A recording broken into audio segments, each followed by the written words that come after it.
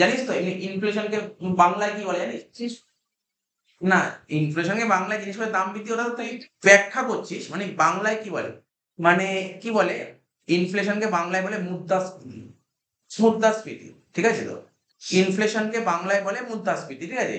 এবার তুই যেটা বলছিস ইনফ্লেশন, তুই এটা বুঝাচ্ছিস ইনফ্লেশন জিনিসটা কি, জিনিসপত্রের দাম বেড়ে যাওয়া, জিনিসপত্রের দাম বেড়ে যাওয়া তাকে বলে ইনফ্লেশন। এবার একটু এক্সাম্পল গুলো নিজেও ভাবতে পারিস, যে বা বাড়িতে বাড়িতে বাবা মা এদেরকে জিজ্ঞাসা করবি, হয়তো তুই বা তোরা এখন এক্সাম্পল ঠিক দিতে না পারলেও বাড়িতে বাবা মারা বলতে পারবে, কারণ সেই সময়কালে এই জিনিস, যেমন ধর আমি তোকে বলছি কিছু কিছু এক্সাম্পল তোকে দিচ্ছি, দেখুন ধর নর্মালি এখন একদম সিম্পল উদাহরণ, যে এখন একটা ডিমের দাম কত, একটা ডিম 7 টাকা, তো ওই যে কত 6.5 টাকা 7 টাকা বিক্রি হচ্ছে। একটা সময় আমরা যখন পড়াশোনা করতাম, যখন 4 5 5 6 এ পড়তাম, তখন 1 টাকা দিয়ে 1 টাকা 1 টাকা থেকে কিনবে, ঠিক আছে? তখন 1 টাকা 25 পয়সা এরকম কিনছি, ঠিক আছে তো? মানে বলতে পারছিস তো? বা ধর একটা সময় ধর আমরা যখন 2 3 তে পড়তাম, তখন ফুচকা, পাড়ায় আসতো ফুচকা, 1 টাকায় 4 পিস ফুচকা দিত, 1 টাকায় 4 পিস ফুচকা দিত।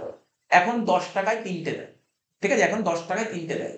আমি বলছি যে ইনফ্লেশন জিনিসটা কি, এটা মানে কিছু এক্সাম্পল তোকে তুলে ধরছি।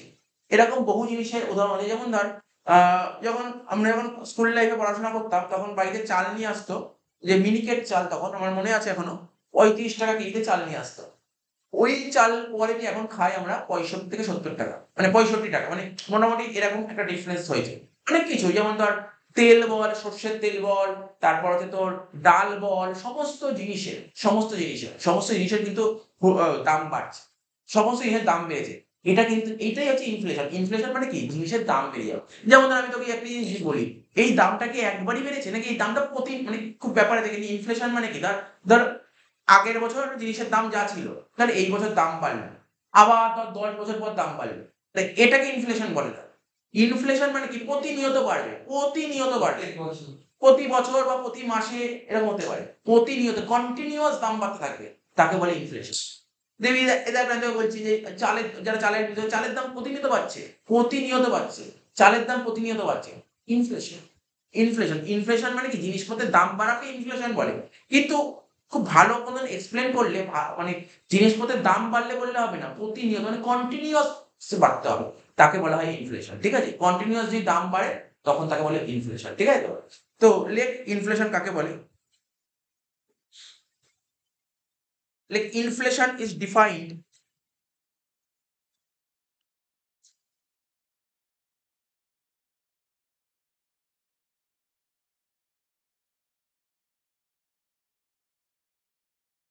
ইনফ্লেশন, ইংলিশে আর লিখবি 2 নম্বরের জন্য একদম এনাফ, বেশি কিছু লিখতে হবে না, ঠিক আছে? ইনফ্লেশন ইজ ডিফাইন্ড, ঠিক আছে? Inflation is defined as a situation, ঠিক আছে, where there is a continuous, where there is a continuous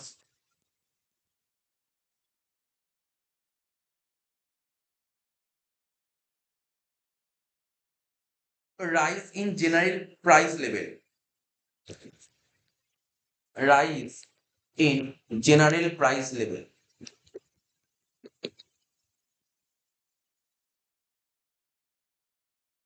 general price level of goods and services, level of goods and services,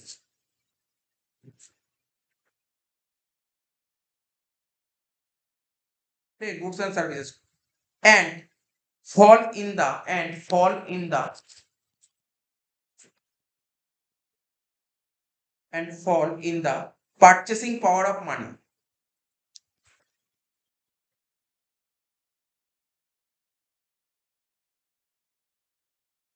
purchasing power of the money, ঠিক আছে, full stop. প্যারা change করলে for instance, ঠিক আছে, কমা, if a product which cost if a product which cost if a product which cost rupees 100, ঠিক আছে, rupees 100 cost, ঠিক আছে, rupees 110 after a certain period,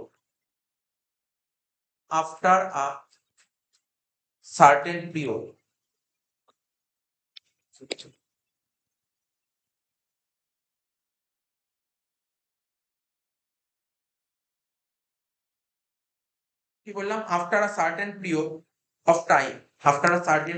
of time, কমা দিয়ে লিখ, the inflation for that period,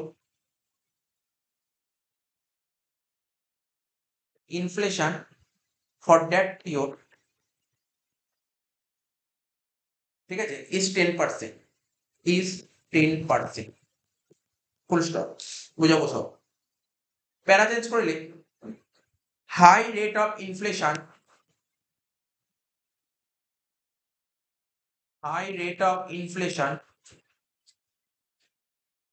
ঠিক আছে, is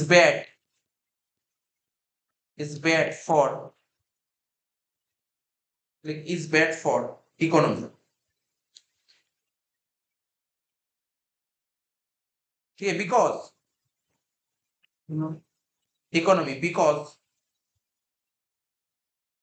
it can eat up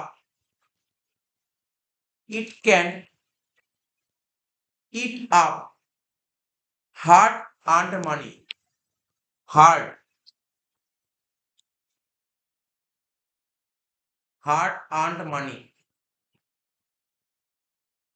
ঠিক আছে, of common people,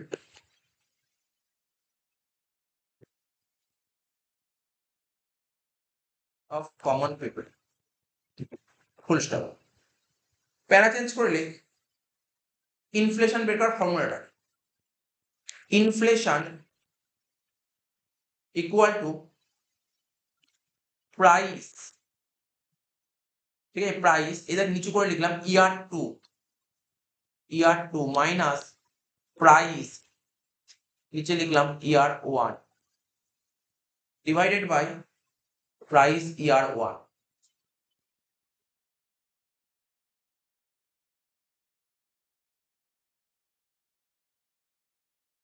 ইন্টু 100। তো দেখ এখানে কি বলতে চেয়েছে, প্রথম দিন পড়ায় বলছে ইনফ্লেশন ইজ ডিফাইন্ড, ঠিক আছে, as a situation where there is a continuous rise, তার মানে ইনফ্লেশন হতে গেলে কি হবে, কি বললাম, জিনিসপত্রের দাম বেড়ে যাওয়াকে তো ইনফ্লেশন বলে, কিন্তু জিনিসপত্রের দাম কি হিসেবে বাড়তে হবে, পুরো কন্টিনিউয়াস, এমন না যে একবার বাড়লো দুবার বাড়লো, মানে কন্টিনিউয়াস প্রসেসে জিনিসপত্রের দাম বাড়তে হবে, তখন বলবো ইনফ্লেশন হয়েছে। এখানে একটা আমি হাইলাইট করলাম বা তোরা আন্ডারলাইন করতে পারিস, কন্টিনিউয়াস রাইজ, ঠিক আছে। তো বলছে inflation is defined as a situation where there is a continuous rise, মানে continuous rise in general price level of goods and service, এর তো প্রাইস বাড়বে, কিন্তু কি হিসাবে বাড়বে, কন্টিনিউয়াস রাইজ হবে, কন্টিনিউয়াস প্রসেসে বাড়তে থাকবে গুডস এন্ড সার্ভিস, ঠিক আছে, জিনিসপত্রের দাম যে বাড়বে কন্টিনিউয়াস প্রসেসে বাড়তে থাকবে, ঠিক আছে, তাকেই বলে ইনফ্লেশন। আচ্ছা, জিনিসপত্রের দাম যদি কন্টিনিউ বাড়তে থাকে, তাহলে মানে যেটা বলছি যে আমাদের মতন সাধারণ পাবলিক, মানে আম জনতা, ঠিক আছে, এদের ক্রয় ক্ষমতা মানে পারচেসিং পাওয়ারে কি এফেক্ট পড়ে, কমে যাবে, সিম্পল ব্যাপার, কমে যাবে। আমি বোঝাচ্ছি, কিছুক্ষণ পর উদাহরণ দিয়ে বোঝাচ্ছি, আরো ভালো বুঝতে পারবি। তাহলে কি হলো, ব্যাপারটা কি বলছে, যদি জিনিসপত্রের দাম কন্টিনিউ বাড়তে থাকে, সেটা একটা বলছে একটা ফ্যামিলিতে ধর ইনকাম করে 30,000, চাকরি করে মাসে টাকা নিয়ে এসে 30,000, 30,000 টাকায় ওর যা লাগে জিনিসপত্রগুলো কেনে। এবার জিনিসের দাম ইনফ্লেশন দেখা দিয়েছে, জিনিসের দাম প্রচুর বেড়ে গেছে, তো 30,000 টাকায় ও আগে যাই জিনিস কিনতো, এখন কি মনে হবে, ও কি কিনতে পারবে সেইগুলো, জিনিসের দাম প্রচুর বেড়ে গেছে, তাহলে তো কিনতে হবে, ওর এখন চাহিদাটা কমিয়ে দিতে হবে, অর্থাৎ ওর ক্রয় ক্ষমতাটা কমে যাবে, পারচেসিং পাওয়ার কমে যাবে।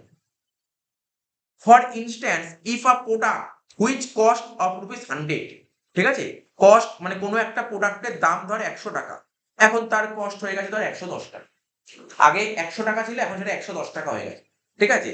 তাহলে বলছে after a certain period of time, ঠিক আছে, 100 টাকা ছিল, একটা সময় পর ওটা 110 টাকা হয়ে গেছে, তাহলে ইনফ্লেশন মানে জিনিসের দাম কত বাড়লো, 10 টাকা বাড়লো, তাহলে তোকে যদি বলে কত পার্সেন্ট বাড়লো, 100 ছিল 110 হলো, কত পার্সেন্ট বাড়লো, 10% বাড়লো না? 100 ছিল 110, মানে বাড়লো 10 টাকা। কততে 10 টাকা বাড়লো? 100তে 10 টাকা বাড়লো, মানে 10%। ঠিক আছে? এটাই হচ্ছে ইনফ্লেশন। বলছে high rate of inflation is bad for economy. সত্যি কথা বলছি, ইনফ্লেশন যদি উচ্চ হারে, মানে বেশি হারে যদি ইনফ্লেশন বাড়তে থাকে, তাহলে দেশের অর্থনীতির জন্য খুব খারাপ। দেশের অর্থনীতির জন্য খুব খারাপ, দেশের ইকোনমিক্সের জন্য ইকোনমির জন্য খুবই খারাপ হাই রেট অফ ইনফ্লেশন। বলছে because it can it up hard earned money of common people. Common people যে প্রতিদিন যে ওরা যে রোজগার করছে, ওদের টাকা পুরো খেয়ে নিচ্ছে ইনফ্লেশন। ওদের টাকা পুরো খেয়ে নিচ্ছে, বুঝতে পারলি তো? ওদের টাকা পুরো খেয়ে নিচ্ছে। বলছে ইনফ্লেশন বের করার ফর্মুলাটা কি লেখা আছে? নর্মাল ব্যাপার। ইনফ্লেশন বের করার ফর্মুলা কি? এখানেও তুই দেখলি নর্মাল ব্যাপারটা কি। ধর, সাপোজ ধর, আজকে ধর 1 নম্বর, আমি তোকে বলছি ব্যাপারটা কি। ধর আগের বছর কোনো জিনিসের দাম ছিল 10 টাকা। ধর আগের বছর কোনো জিনিসের দাম ছিল 10 টাকা, এবছর সেই জিনিসের দাম হলো ধর 15। তাহলে বলছে কত পার্সেন্ট ইনফ্লেশন হচ্ছে। তাহলে কি করে বের করবো? এই বছর কত হলো, কত বললি? আচ্ছা দেখছি, চল দেখে নিচ্ছি। তা আগের বছর ছিল 10, এবছর হলো 15, তাহলে আমার কত বাড়লো? কত? 5। 5 বাড়লো, 5 বাড়লো, তাহলে 5টা কি করে বের করবি? এই বছর মাইনাস আগের বছর, এই বছর মাইনাস আগের বছর, তাহলে এই বছর মানে ইয়ার 2, তাহলে 15 মাইনাস 10, তাহলে 5 বাড়লো। কততে 5 বাড়লো? 10। আগের বছর কত ছিল দেখতে হবে, ডিভাইড বাই 10, কত হচ্ছে? 50%। 50% ইনফ্লেশন। ঠিক আছে? জিনিসের দাম, এটাই হচ্ছে ইনফ্লেশন।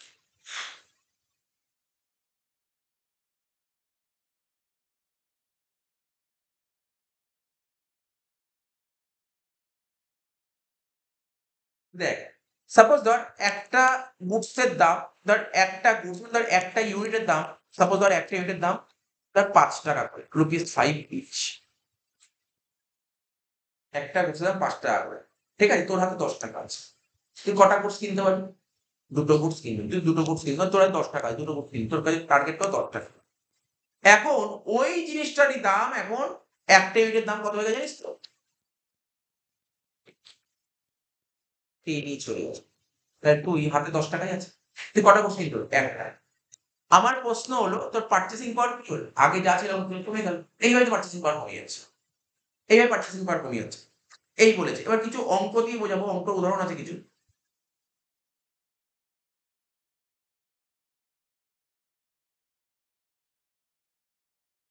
একটা অঙ্ক লিখবি, হ্যাঁ? 4 টে কলম হবে, হ্যাঁ? 4 টে কলম।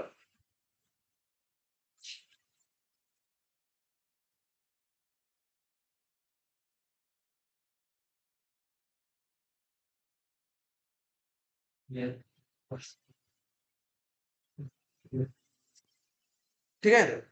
একটা ঘর করব ইয়ার, এই একটা ঘর করব ইয়ার, লেখ ইয়ার। প্রথম ঘর লেখ, একটা ইয়ার লেখ। তারপর লেখ প্রাইস, তারপর লেখ প্রাইস।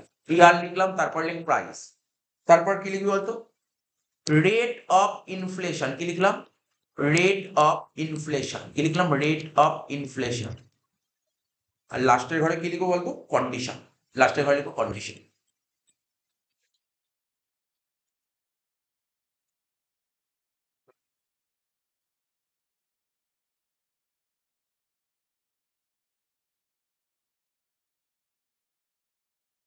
ঠিক আছে? এবার ইয়ার গুলো লেখ প্রথমে।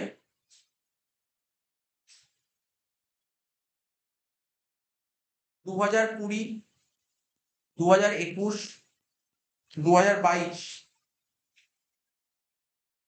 ঠিক আছে? আর 2023। প্রাইস ছিল ধর 10, 15, 20, 15। ঠিক আছে? 10, 15, 20, 15। বুঝতে পারছিস তো ব্যাপারটা? আর কিছু নেই, এটাই কোশ্চেন। এবার অঙ্ক করতে বলেছে, অঙ্ক। জাস্ট অঙ্ক। এই পরীক্ষা থেকে অঙ্ক করতে হবে, জাস্ট তোকে বোঝাচ্ছি। একটা জিনিস বোঝাবো, ইনফ্লেশন কি, ডিফ্লেশন জিনিসটা কি, এটা বোঝানোর জন্য একটা এক্সাম্পল তুলেছি। প্রথম বছরে কিছুই হয় না, প্রথম বছর কিছু হয় না। প্রথম বছর তুই প্রথম বছর করবি কি করে বল? তোর ফর্মুলা কি ছিল? তো স্যার কত চেঞ্জ হয়? চেঞ্জ করতে গেলে কি লাগে? মিনিমাম তো দুটো ফিগার লাগে। তো তুই কি করে 20 সালে তুই কি করে চেঞ্জ করবি? 21 সাল থেকে কর। আমি ফর্মুলাতে গেলাম না। নরমালি ফর্মুলা তো তুই ফর্মুলা কি লেখা ছিল বল ওখানে? স্যার ওই ইয়ার 2, তাই তো? কি লেখা ছিল বল ফর্মুলা? প্রাইস, প্রাইস মানে 2 নম্বর, মানে সেকেন্ড ইয়ারের প্রাইস মাইনাস ফার্স্ট ইয়ারের প্রাইস। অত দরকার নেই, ফর্মুলা জানার দরকার নেই, নরমালি বল। তুই দেখ কি বলছে এখানে, এখানে বলেছে কি দেখ, তোর 10 টাকা ছিল 20 সালে প্রাইস, আর 21 সালে প্রাইস হলো 15 টাকা, তাহলে প্রাইস কত বাড়ে? 50%। দাঁড়া, কথা কম হয়, বলছি জিজ্ঞাসা করবো, যখন জিজ্ঞেস করবো 5 টাকা প্রাইস বাড়ে, কততে বাড়ে? সবসময় আগে কি ছিল? 10 সালে। তাহলে 5/10 ইন্টু 1, তাহলে কত বললো? 50%। ঠিক আছে, তারপর দেখ 15 ছিল 20 হলো, কত বাড়লো? 5 বাড়লো। কততে বাড়লো? 15তে। 20তে কি করে বাড়লো? 15তে 5/15 ইন্টু 1, কত হচ্ছে? 33.33%। তারপর 20 ছিল 15 হলো, কত বাড়লো? কমলো, -5। কততে? 20তে ইন্টু 100, কত হচ্ছে? মাইনাস কত হচ্ছে বল? 4, মানে -25%। তো এখানে কোনটা কি বলতে পারবি? বল দেখি, বল। আমি তো বললাম তিনটে শোনে না, তিনটে কনসেপ্ট। একটা ইনফ্লেশন আছে এর মধ্যে, একটা ডিফ্লেশন আছে, ঠিক আছে? একটা ইনফ্লেশন আছে, একটা ডিফ্লেশন আছে, আর একটা হচ্ছে ডিসইনফ্লেশন আছে। ডিসইনফ্লেশন, একটা ইনফ্লেশন, একটা ডিফ্লেশন, একটা ডিসইনফ্লেশন। ইনফ্লেশন মানে কি বলে? জিনিসের দাম প্রতিনিয়ত বেড়ে যাওয়া, মানে হাই রেটে বাড়বে, জিনিসের দাম হাই রেটে বাড়বে, তাহলে ওটাকে বলে ইনফ্লেশন। ঠিক আছে? আর ডিফ্লেশন মানে কি? জিনিসের দাম কমতে থাকবে, তাকে বলে ডিফ্লেশন। এই দেখ এখানে 50%, মানে আগের বছর জিনিসের দাম যা ছিল, এই বছর জিনিসের দাম আরো 50% বেড়ে গেছে, এটাকে ইনফ্লেশন। এটাকে ইনফ্লেশন, ঠিক আছে? ঠিক আছে, বুঝতে পারলি ব্যাপারটা? এবার দেখ, আর আমরা তুলনা করি আগের সঙ্গে। এবার আগের বছর জিনিসের দাম 50% বেড়েছিল, এখন জিনিসের দাম বেড়েছে, তো অবশ্যই বেড়েছে, কিন্তু 33% বেড়েছে। না, ডিফ্লেশন বলে না, এটাকে ডিসইনফ্লেশন। বেড়েছে, জিনিসের দাম বেড়েছে, কিন্তু হাই রেটে বাড়েনি। জিনিসের দাম বেড়েছে কিন্তু অতটা বাড়েনি, এটাকে বলে ডিসইনফ্লেশন। এটাকে বলে কি? ডিসইনফ্লেশন। তোদের বইতে নেই ডিসইনফ্লেশন। ঠিক আছে, আরেকটা কি, আগের বছর ছিল 33%, এখন সেটা -20, মানে জিনিসের দাম কমে গেছে, এটাকে ডিফ্লেশন বলে। এটা খুব ভালো জিনিস, ঠিক আছে? তো তাহলে কি কি বললাম? একটা ইনফ্লেশন, একটা ডিসইনফ্লেশন, আর একটা ডিফ্লেশন, ঠিক আছে? এবার কাকে বলে লিখবো এটা, ঠিক আছে? কাকে বলে লিখবো, লিখ। ইনফ্লেশন কাকে বলে? ইনফ্লেশন, তাহলে আগেও লিখেছি, জাস্ট এক লাইনে লিখছি ইনফ্লেশন জিনিসটাকে। Inflation, continuous rise in general price level,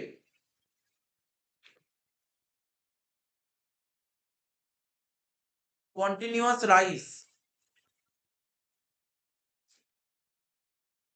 in general price level,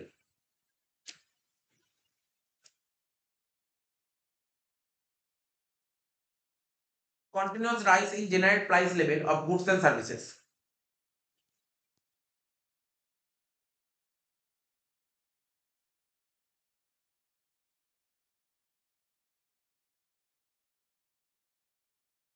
ঠিক আছে, level of goods and services.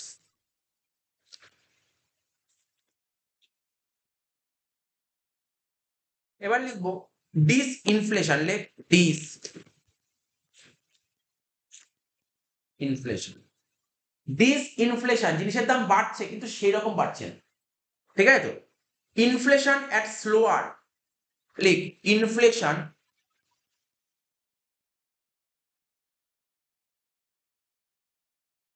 at slower or decreasing rate,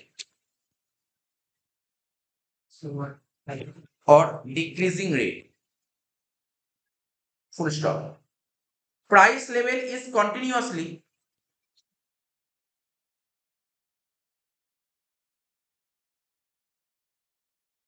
price level is continuously rises, but at decreasing rate।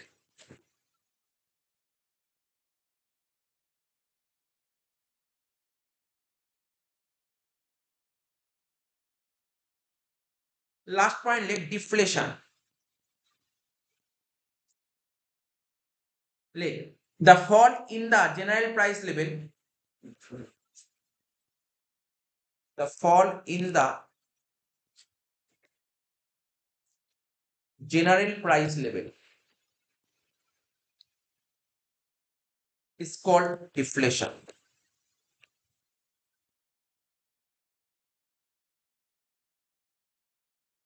তাহলে কি বলেছে এখানে? সব লেখা হলো নিশ্চয়ই। ইনফ্লেশন কাকে বলে, ডিসইনফ্লেশন কাকে বলে, আর ডিফ্লেশন কাকে বলে। মোটামুটি একটা আইডিয়া করতে পারি ইনফ্লেশন জিনিসটা কি। জিনিসের দাম প্রতিনিয়ত বাড়াকে বলা হয় ইনফ্লেশন, ঠিক আছে? কন্টিনিউয়াস রাইজ বলছে, প্রতিনিয়ত কন্টিনিউ। আর ডিসইনফ্লেশন জিনিসটা কি?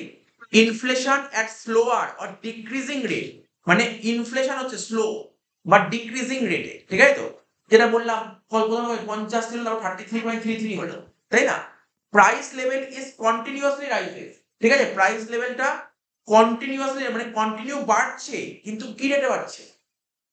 প্রাইস তো বাড়ছে, কিন্তু কি রেটে বাড়ছে? ডিক্রিজিং রেটে। আর ডিফ্লেশন কি? The fall in general price level, general কমতেই থাকে, তখন তাকে ডিফ্লেশন বলে। ছবিটা দেখে নিন একটু জাস্ট ছোট করে।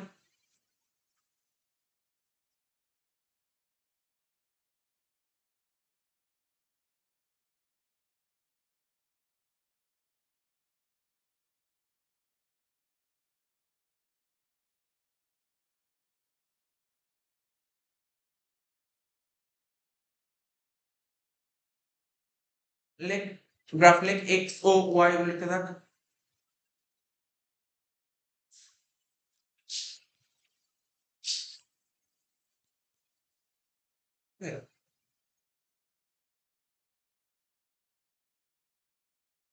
এটা কি করে বুঝিস তো?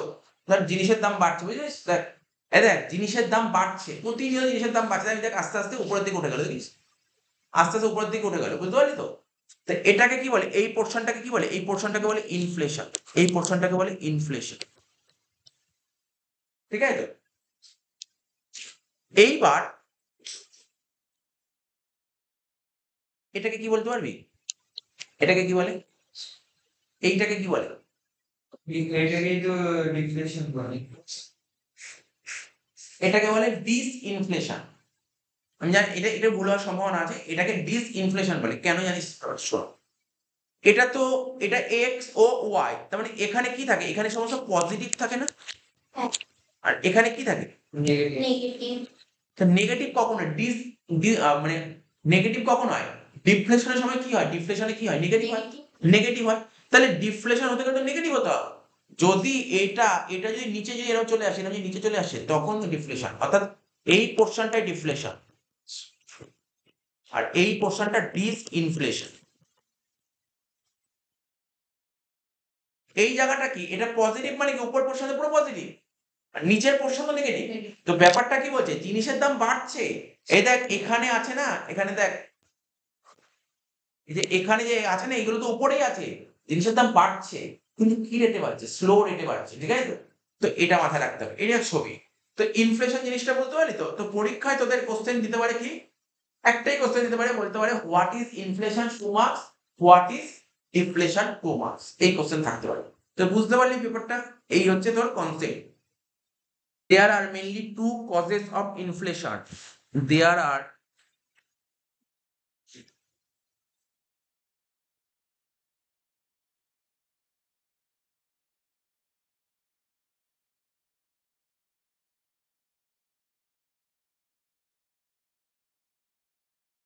there are mainly two causes of inflation.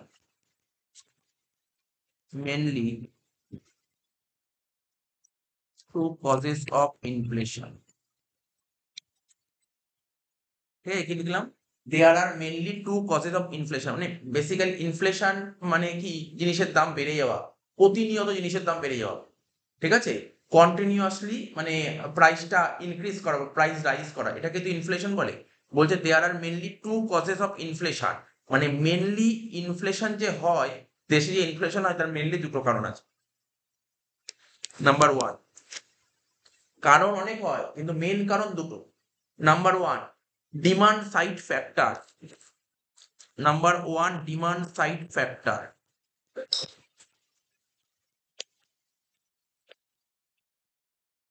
ঠিক আছে, ডিমান্ড সাইড ফ্যাক্টরস আর নাম্বার 2 সাপ্লাই সাইড ফ্যাক্টরস।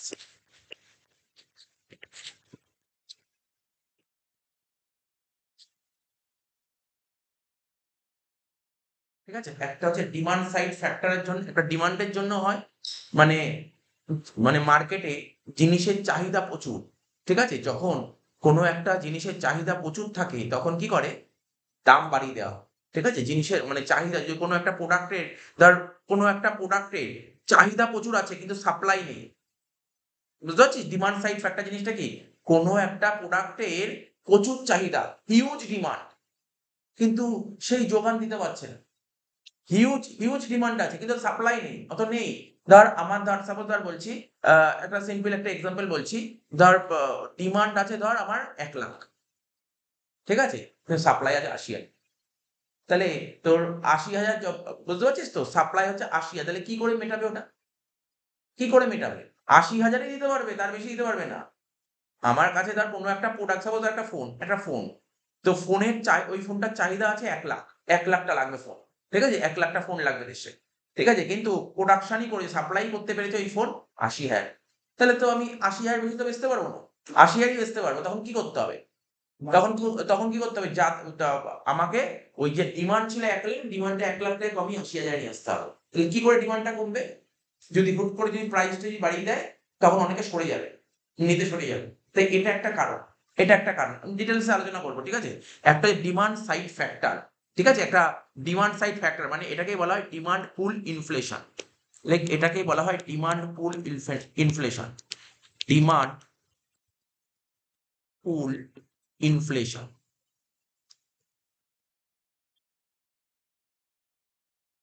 এটাকে বলা হয় ডিমান্ড পুল ইনফ্লেশন। ডিমান্ড মানে জানিস তো চাহিদা, ঠিক আছে, চাহিদা। ডিমান্ড পুল ইনফ্লেশন, আর একটা হচ্ছে তোর সাপ্লাই সাইড ফ্যাক্টর হচ্ছে তোর cost push inflation. Cost push inflation, ঠিক আছে, কস্ট পুশ ইনফ্লেশন।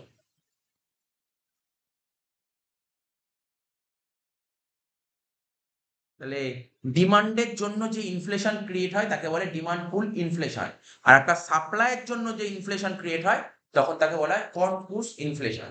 এইবার এটাই আলোচনা করব, ডিমান্ড পুল ইনফ্লেশন আর কস্ট পুশ ইনফ্লেশন নিয়ে ডিসকাশন করব। কি লেখালেখি পরে আছে, আমি লেখালেখি পরে করছি, আগে কিছু না বুঝিয়েছি ব্যাপারটা।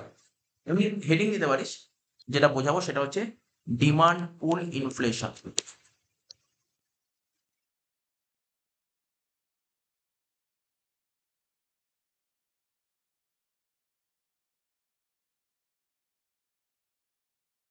Demand pull inflation.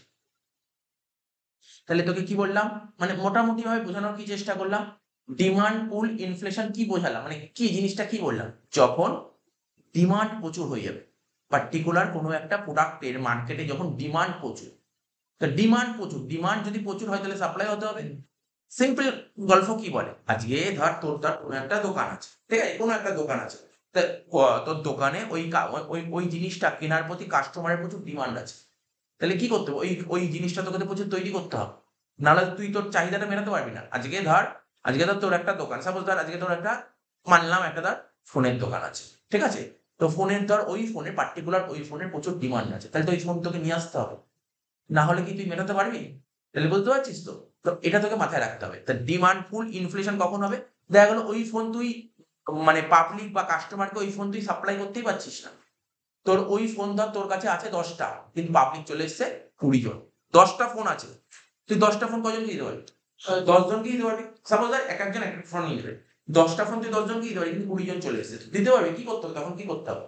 তখন তুই কি করবি? ফোনের দাম কি করবি? ফোনের দাম বাড়াবি। ফোনের দাম যদি বাড়িয়ে দিস তখন আস্তে আস্তে সরে যাবে, ধর একটা ফোনের দাম 10,000 টাকা আছে, এই করে তো জিনিসের দাম বেড়ে যাবে। ঠিক আছে তো, তো এটা হচ্ছে ডিমান্ড পুল ইনফ্লেশন, এটা আমি এক্সাম্পল দিয়ে বোঝাচ্ছি। ঠিক আছে, তাহলে কি বলছি এখানে দেখলে, ডিমান্ড আর একটা সাপ্লাই। তাহলে কি হয় বল, ডিমান্ড পুল ইনফ্লেশনের সময় কে বেশি হবে, কি মনে হচ্ছে? তোর সাপ্লাই যা আছে তার থেকে ডিমান্ড বেশি হবে না কম হবে? বেশি হবে, তখনই হবে ডিমান্ড পুল ইনফ্লেশন। তো ডিমান্ড গ্রেটার দেন লিখলাম কি সাপ্লাই। ঠিক আছে, এবার ধর সাপোজ একটা এক্সাম্পল টোকার দরকার জাস্ট বোঝাচ্ছি এটা, ঠিক আছে? ধর তোর দোকানে ধর 20 জন পার্সন এসছে। কিসের দোকান? তোর ধর মোটামুটি আ ধর না তোর দোকান ফোনের দোকান। ফোনের দোকান। একটা ফোনের দোকান আছে। ঠিক আছে? 20 জন পার্সন। মানে তোর ওই যে ফোন আছে সেই ফোনের ডিমান্ড হচ্ছে ধর মোটামুটি 20 জন। 20 জনেরই ডিমান্ড আছে। 20 জন চাইছে ওই ফোনটা কিনতে। ঠিক আছে? 20 জন। এবার তোর দোকানে কতগুলো ফোন আছে? তোর দোকানে কতগুলো ফোন আছে? ধর ১০ টা ফোন আছে। ঠিক আছে? কটা ফোন আছে? ১০ টা ফোন আছে। এবার আমি লিখছি একেকটা ফোনের দাম কত করে? একেকটা ফোনের দাম কত করে? এই ফোনগুলোর দাম একেকটা ফোনের দাম কত করে? একটা ফোনের দাম ৳১০,০০০ একেকটা ফোনের দাম ৳১০,০০০ ঠিক আছে? একেকটা ফোনের দাম ৳১০,০০০ তাহলে বুঝতে পারলি কি বললাম? তোর ফোনের দোকান আছে, ঠিক আছে? তোর কাছে কতগুলো ফোন মজুদ আছে? ১০ টা ফোনই। যতগুলো ফোন স্টক করা থাকে ওটাকে সাপ্লাই করে। তোর কাছে ১০ টা ফোন আছে। কিন্তু কতজন লোক এসছে ফোন লাগবে কতজনের? ২০ জন লোকের ফোন লাগবে। তাই তো? তা ২০ জনের লোক প্রত্যেকে যদি একটা করে ফোন দিস তাহলে ২০ টা ফোন লাগবে। কিন্তু ২০ টা ফোন দিতে পারবি? কটা ফোন দিতে পারবি? ১০ টা ফোন দিতে পারবি। একেকটা ফোনের দাম ৳১০,০০০ তাহলে কি করে তুই ফুলফিল করবি? ঠিক আছে তো? এটাই আমি তোকে বলছি। এখন তুই কি করতে পারিস? এখন তুই কি করতে পারিস? তুই ধর সাপোজ ধর ফোনের দাম বাড়িয়ে একেকটা ফোনের দাম ৳১০,০০০ ছিল। এখন ৳১০,০০০ থেকে বাড়িয়ে ধর তুই ১২,০০০ ফোনের দাম ১০ থেকে বাড়িয়ে কত করলি তুই? ফোনের দাম তুই এখন ৳১২,০০০ করে দিবি। ফোনের দাম যদি ৳১২,০০০ করে দিস, তাহলে আগে যে ২০ জন ফোন কিনবে বলছিল, তার মধ্যে কিছু জন লোক পিছিয়ে যেতে পারে। মনে করছি আর ইকোনমিক্স তো মনে করার ব্যাপার। মনে করছি যে না ২০ জন ফোন আর মানে ২০ জন আর চাইছে না ফোন কিনতে। ঠিক আছে? কিছু জন পিছিয়ে যাচ্ছে বলছে না আমাদের ফোন দরকার নেই। গল্পটা বুঝতে পারলি কি বললাম? যখন একেকটা ফোনের দাম ৳১০,০০০ ছিল তখন ২০ জন বলছিল আমরা ফোন নিবো। মানে ২০ জনের কাছে ডিমান্ড ছিল। ২০ জনের ডিমান্ড ছিল ফোন কেনার মতো। ঠিক আছে? কিন্তু আমি তো ২০ জনকে ফোন দিতে পারব না। আমি মেক্সিমাম কতজনকে ফোন দিতে পারব? ১০ টা ফোন ১০ জনকেই দিতে পারব। ফোন নেই, ফোন আর তৈরিও করছি না। এই কেসে ফোন আর সাপ্লাই করছি না। এটাই আছে সাপ্লাই ফিক্সড, সাপ্লাই চেঞ্জ হচ্ছে না। ঠিক আছে তো? তো ধর তাহলে আমি কি করব? তাহলে আমার ২০ জনকে তো ফোন দিতে পারব না। আমি ১০ জনকেই ফোন ১০ টা ফোন ১০ জনকেই দিতে পারব। ঠিক আছে তো? তখন আমি কি করব? আমার কাছে উপায় নেই তখন এই ফোনের দাম বাড়িয়ে দেব। ফোনের দাম ১০ থেকে বাড়িয়ে কত করলাম? ১২ করলাম। ঠিক আছে? তাহলে আগে যে ২০ জন ফোন কিনতে চাইছিল এখন প্রশ্ন হলো এখন কি ২০ জনই ফোন কিনতে চাইছে? ভালো জিনিস। কম্পিউটারের ক্যালকুলেটর তো চলছে না। হ্যাঁ? চলছে না ক্যালকুলেটর। এখন লাগবে না ক্যালকুলেটর। ঠিক আছে? তো ধর কি বললাম? আ ১০ আ ৳১০,০০০ ছিল ফোনের দাম। এখন ফোনের দাম ১০ থেকে ২ বাড়িয়ে ৳১২,০০০ করল। তাহলে আগে যে ২০ জন বলছিল ফোন কিনতে চায়, এখন ২০ জনের মধ্যে ২ জন বলছে না আমাদের দরকার নেই। ফোনের দাম যখন কমবে তখন।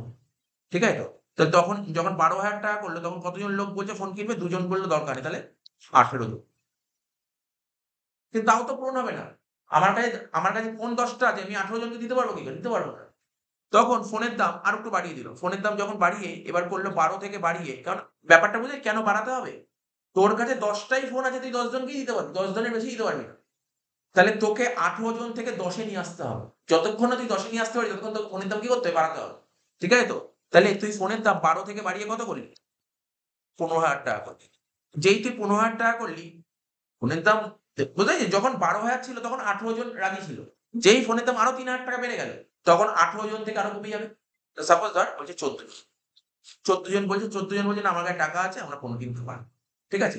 মানে বলতে এই কনসেপ্টটা তোকে বলতে চাইছে ভাই যার গায়ে টাকা আছে আমি যা দাম করব তুমি যদি সেই দামে কিনতে পারো কেনো। পাতি কথা। সিম্পল কথা। ঠিক আছে তো? এবার ৳১৫,০০০ থেকে এখন ফোনের দাম বাড়িয়ে কত করলাম? ৳২০,০০০ ফোনের দাম বাড়িয়ে ৳২০,০০০ করলাম। এই যে ১৪ জন বলছে না আমাদের দরকার নেই ফোন। বলছে আমাদের ফোন দরকার নেই। ৪ জন সরে গেল। ৪ জন সরে গেল। ১০ তাহলে বুঝলে কি করে দেয়া হলো? তাহলে কি হলো? ব্যাপারটা কি হলো? মানে কি করে সম্ভব হলো এটা? তাহলে আমার কাছে ১০ টা ফোন আছে। আমি ১০ টা ফোনই বেচতে পারব। আর তো এর বেশি বেচতে পারব না। ঠিক আছে? আর বেশি বেচলাম। কিন্তু ২০ জন লোক এসছে ফোন কিনতে। তাহলে তাহলে কি করে হলো? দেখলে আস্তে যখনই আমি আস্তে ফোনের দাম বাড়াচ্ছি, আস্তে লোক কমে যাচ্ছে। ঠিক আছে? তাহলে ১০ জন লোককেই ফোন দিতে পারবো মেক্সিমাম। তো ১০ জন লোককে যখন ফোন দেব তখন ফোনের দাম কত করে বিক্রি করব? দেখে ৳২০,০০০ তাহলে জিনিসটা কি বুঝতে পারলি? ডিমান্ড যখন বাড়ছে, ডিমান্ড বাড়লে প্রাইস কি হয়? বাড়ে না কমে? ডিমান্ড বাড়লে প্রাইস বাড়ে না কমে? প্রাইস বাড়ছে। ডিমান্ড বাড়লে প্রাইস বাড়ছে। ঠিক আছে তো? তো এটাই আরকি বলতে চাইছি। তাহলে এখানে কি বললাম? কিছু লিখতে হবে না। ডিমান্ড বাড়ছে মানেই তো তোর প্রাইস বাড়ছে। ঠিক আছে? আচ্ছা। তাহলে এবার নোটটা লিখি, দেখ নোটে কি লেখা আছে, তাহলে তুই বুঝতে পারবি। ঠিক আছে, এবার নোটে নোটে নোটে আসছি, নোটটা লিখছি, লিখ ডিমান্ড পুল ইনফ্লেশন, লিখ demand pull inflation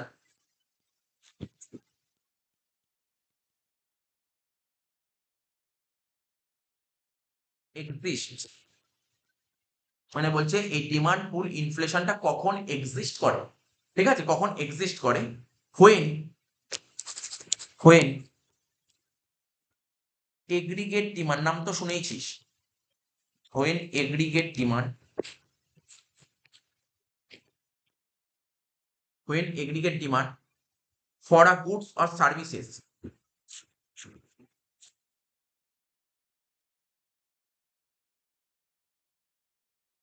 for a goods, ঠিক আছে, কি লিখলি, for a goods or services,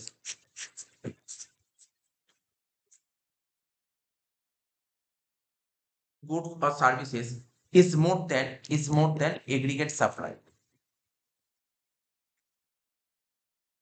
is more than aggregate supply।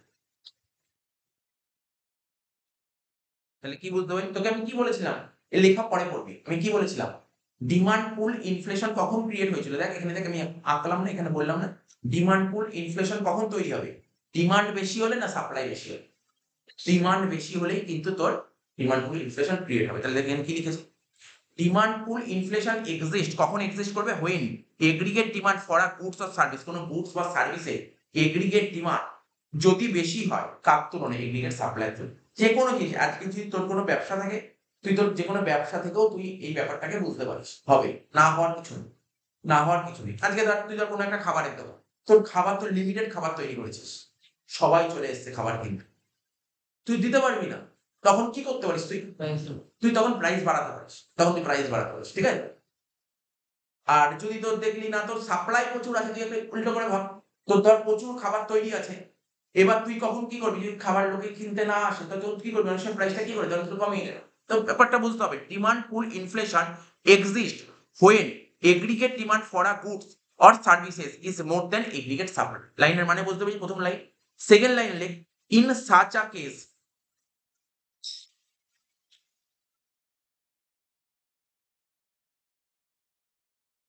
like in such a case,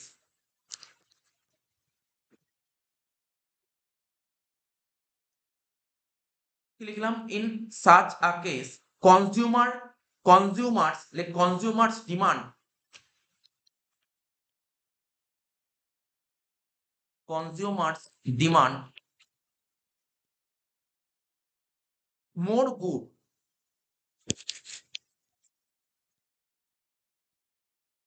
ঠিক আছে, তো but there is no rise, but there is no rise, আমি লিখে নি তার বলছি, but there is no rise in supply of goods, in supply of full stop. কি লিখেছে লাইনের মানে, বলছে in such a case consumer demand, মানে কনজিউমার মানে পাবলিক ডিমান্ড করছে প্রচুর গুডস, অনেক গুডস ডিমান্ড করছে, বুঝতে পারছো। তাহলে পাবলিক যদি প্রচুর গুডসের ডিমান্ড করে তখন কি করতে হবে, সাপ্লাই করতে হবে, গুডস গুলো প্রডিউস করতে হবে, প্রডিউস করতে মানে সাপ্লাই করতে হবে, যোগান দিতে হবে গুডসের, ঠিক আছে তো। কিন্তু বলছে but there is no rise in supply, supply বাড়ছে না, সাপ্লাই যা ছিল তাই আছে, সাপ্লাই বাড়ছে না কিন্তু পাবলিকের ডিমান্ড বেড়ে যাচ্ছে, তাহলে এরকম কেসে কি করতে হবে, প্রাইস বাড়াতে হবে। তাহলে লিখলি তো, as a result price of goods rises, as a result, as a result price of goods rises, price of goods rises, full stop। it is called, এটাকেই বলা হয় demand pull inflation, like it is called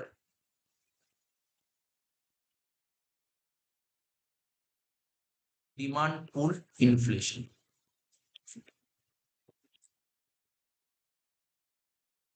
এটাকেই বলা হয় কি demand pull inflation. বোঝা গেল ব্যাপারটা। এবার লেখ, নিচে লেখ, মানে পাশে বা নিচে লেখ, পাশে বা নিচে লেখ, লাইক হিয়ার, এখানে উই অ্যাজিউম দ্যাট, আমরা কি ধরেছি এখানে, here we assume that, here we assume that there is no change in the level of supply. There is no change. There is no change in the level of supply.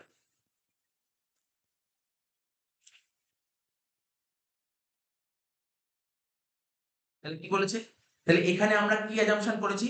ধরে নেওয়া হচ্ছে এখানে সাপ্লাইয়ের কোনো change নেই। তাহলে supply আগে যা ছিল এখন সাপ্লাই তাই আছে, আগে যা ছিল তাই আছে। তাহলে এটা তোকে যদি পরীক্ষায় যদি বলে না ডিমান্ড পুল ইনফ্লেশন কাকে বলে 2 মার্কস, এটুকু তো লিখতেই পারিস, এনাফ।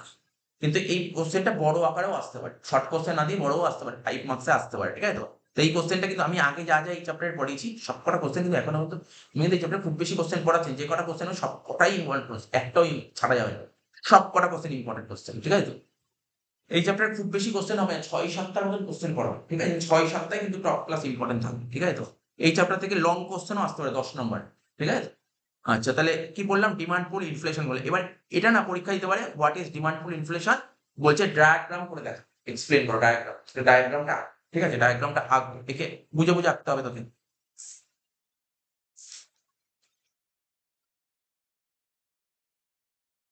ঠিক আছে? ধর এটা হচ্ছে এক্স ও ওয়াই, এটা কার্ভ, ঠিক আছে? আমরা ইকোনমিক্সে শিখেছি, বিশেষ করে ম্যাক্রো ইকোনমিক্সে এই দিক, এটাকে কি বলে? এটাকে বলে হরাইজন্টাল অ্যাক্সিস, তাই তো? হরাইজন্টাল অ্যাক্সিস কি দেখাচ্ছি আমরা? দেখ কোয়ান্টিটি। হরাইজন্টাল অ্যাক্সিসে আমরা কি দেখাবো? কোয়ান্টিটি, ঠিক আছে? আর ভার্টিক্যাল অ্যাক্সিসে কি দেখাবো? ভার্টিক্যাল বুঝিস তো? হরাইজন্টাল কোনটা, ভার্টিক্যাল কোনটা? হরাইজন্টাল মানে এক্স অ্যাক্সিসে দেখাচ্ছি কোয়ান্টিটি, আর ওয়াই অ্যাক্সিস দেখাচ্ছি কি? প্রাইস। ওয়াই অ্যাক্সিস দেখাবো কি? প্রাইস, ঠিক আছে? ওয়াই অ্যাক্সিসে প্রাইস। এবার আমরা মানে যাদের ইকোনমিক্স ছিল ক্লাস 11 থেকে ইকোনমিক্স ছিল অনেকের, বা ফার্স্ট সেমিস্টারে মাইক্রো ইকোনমিক্স ছিল, ওখানে একটা জিনিস পড়েছিলাম, ডিমান্ড কার্ভটা কেমন দেখতে হয় মনে আছে? ডিমান্ড মানে চাহিদা রেখা কেমন হতো? চাহিদা রেখা আপওয়ার্ড হতো না ডাউনওয়ার্ড হতো, মনে আছে? ডাউনওয়ার্ড হতো, চাহিদা রেখা ডাউনওয়ার্ড হতো। তাই আমি এখানে আঁকলাম চাহিদা রেখা, দেখলাম চাহিদা রেখা downward। ঠিক আছে, আমি খুব সোজা আঁকা আঁকছি, বইতে না খুব মানে কেমন কমপ্লিকেট করেছে আঁকাটা, আমি খুব সোজা করে দিচ্ছি আঁকাটা, ঠিক আছে? আঁকাটাকে খুব সোজা করে দিচ্ছি। তাহলে কি বললাম? তাহলে কি বললাম? চাহিদা রেখা কি হয়? আমরা ইকোনমিক্সে কি পড়েছি, মাইক্রো ইকোনমিক্সে, যে চাহিদা রেখা নিম্নমুখী হয়, মানে ডাউনওয়ার্ড, তাই ডাউনওয়ার্ড, তাই কেন ডাউনওয়ার্ড হয়? তাহলে এখানে লিখলাম ডি। আর এই কনসেপ্টটা কি? ডিমান্ড পুল ইনফ্লেশনের ডিমান্ড আর সাপ্লাই মিলিয়ে আঁকতে হবে, কারণ দেখ লেখা ছিল, এখানে লেখা ছিল demand pull inflation exist when aggregate demand for a goods or service is more than aggregate supply। Demand আর সাপ্লাই পুরো কথা জুড়ে আছে। তার মানে আর সাপ্লাই কার্ভটা কেমন পড়েছিল? এটাও কিন্তু মাইক্রোতে ছিল, মাইক্রোতে ছিল সাপ্লাই কার্ভ। সাপ্লাই কার্ভ কেমন? Upward, upward. তাহলে আপওয়ার্ড হতো মানে এরকম ভাবে দেখে সাপ্লাই কার্ভ হয়ে গেল আপওয়ার্ড, এখানে লিখবো এস এস। তাহলে এই যে ডিমান্ড কার্ভ ডিডি আর সাপ্লাই কার্ভ এসএস একটা পয়েন্টে ইন্টারসেক্ট করেছে, ইন্টারসেক্ট মানে ছেদ করেছে, কেটেছে একটা পয়েন্টে, দেখ একটা পয়েন্টে কেটেছে, দেখিস? পয়েন্ট আউট করলাম, বুঝতে পারছি ব্যাপারটা? দেখ আঁকাটা মুখস্থ করে আঁকতে পারিস, তুই যখন এইভাবে বুঝে বুঝে আঁকবি না তোর আঁকা মনে থাকবে, আর যখন তুই আঁকা মানে পুরো দেখে ছবি আঁকবি না তুই বুঝতে পারবি না। তুই দেখ স্টেপ বাই স্টেপ কেমন হচ্ছে, ডিমান্ড কার্ভ কেমন হয়, সাপ্লাই কার্ভ কেমন হয়। তাহলে এই যে ডিমান্ড আর সাপ্লাই যে ইন্টারসেক্ট করেছে একটা পয়েন্ট, এই পয়েন্টটাকে কি বলবো? ই পয়েন্ট। ই পয়েন্ট, ইকুইলিব্রিয়াম মানে ই পয়েন্ট, আর জানিস তো এগুলো, জানিস, শিখিয়েছি ই পয়েন্ট, তাই তো? তাহলে ই পয়েন্ট থেকে কি বল শিখিয়েছিলাম? দাগ কাটতে হয়, এরকম দাগ কাটতাম, মনে পড়ছে তো? দাগ কাটতাম ই পয়েন্ট। এটা আমি একে বুঝিয়ে দিচ্ছি, তারপর বইতে কেমন লিখেছি সেটা ওই দেখে নেবো, ঠিক আছে? আচ্ছা, তাহলে এখানে কি বলছে? তাহলে এটাকে কি বলবো? ওপি বলতো, এটা ওপি। দাম যখন ওপি, দাম যখন ওপি, তাহলে এটা কি হচ্ছে? আমার কোয়ান্টিটি কত? ওকিউ, তাই তো? বুঝতে পারলি? দাম ওপি, এটা বুঝতে পারলি তো ব্যাপারটা? তাহলে আমার ইকুইলিব্রিয়াম কি? ই পয়েন্ট। তাহলে এই পয়েন্টে দাম ওপি আর কোয়ান্টিটি কত? ওকিউ। এইবার পাবলিক কি করছে? পাবলিক চাহিদা বাড়াচ্ছে, হ্যাঁ কি না? পাবলিকের চাহিদা বাড়াচ্ছে, তাহলে কি মনে হয়? চাহিদা বাড়লে আগে দেখ, এটার জন্য কিন্তু তোর ফার্স্ট সেমিস্টারে যে ইকোনমিক্স ছিল একটু নলেজটা একটু দরকার, একটু দরকার, ঠিক আছে? ওখানে চাহিদা বাড়লে ডিমান্ড কার্ভ ওপরের দিকে যাবে না নিচের দিকে আসবে? উপরের দিকে যাবে, উপরের দিকে যাবে, উপরের দিকে যাবে। দেখ উপরের দিকে যাবে মানে এরকম হবে কার্ভ, এরকম হবে, এই এরকম হবে, একদম এরকম হবে, আর কিচ্ছু করতে হবে না, এরকম হবে। বুঝতে পারলি কেমন কার্ভটা হলো? দেখতে পারলি?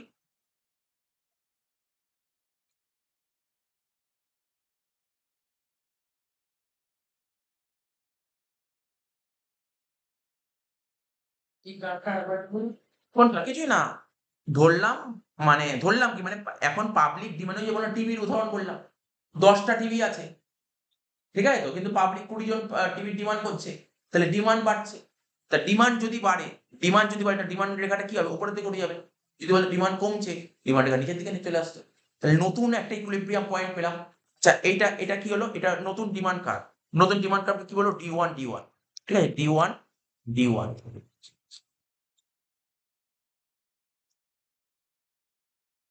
ঠিক আছে, D1 D1, নতুন ডিমান্ড কার্ভ হলো D1 D1। এইবার তাহলে নতুন নতুন ডিমান্ড কার্ভ, তাহলে নতুন যে demand curve D1 D1, supply curve, দেখ সাপ্লাই কিন্তু বাড়বে না, বলছে সাপ্লাই ফিক্সড আছে, দেখ সাপ্লাই আর চেঞ্জ হয়নি। তাহলে নতুন যে demand curve D1 D1, supply curve SSK, নতুন, ঠিক আছে, যে পয়েন্টে ছেদ করছে সেই পয়েন্টের নাম কি দিলাম, E1, ঠিক আছে, লেখ E1, ওই পয়েন্টের নাম দিলাম E1। মানে আগে ইকুইলিব্রিয়াম ছিল E, এখন নতুন ইকুইলিব্রিয়াম হলো কি E1, লেখ E1, লিখে দিয়ে ওখানে দাগ টানতে হবে।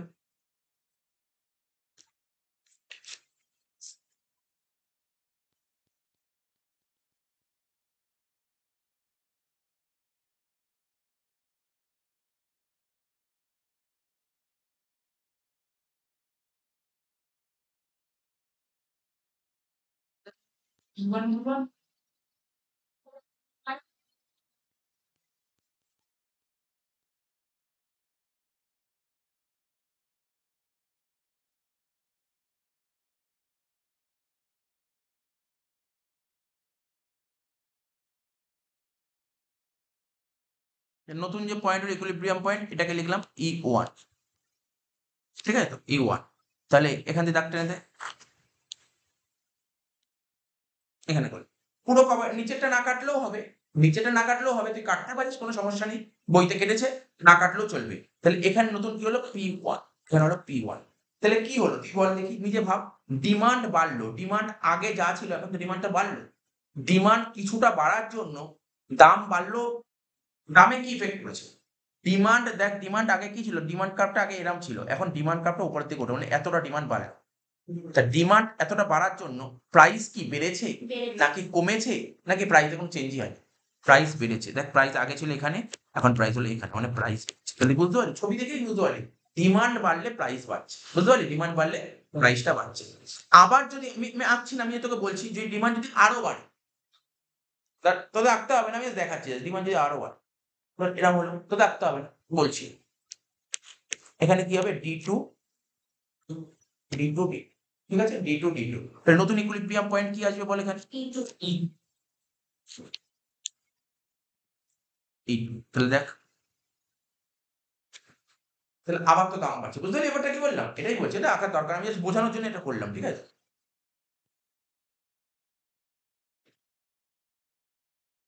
তাহলে বোঝা গেল, ছবিটা বুঝতে পেরেছি পুরো। এবার দেখি, তাহলে মোটামুটি ক্লিয়ার হলো।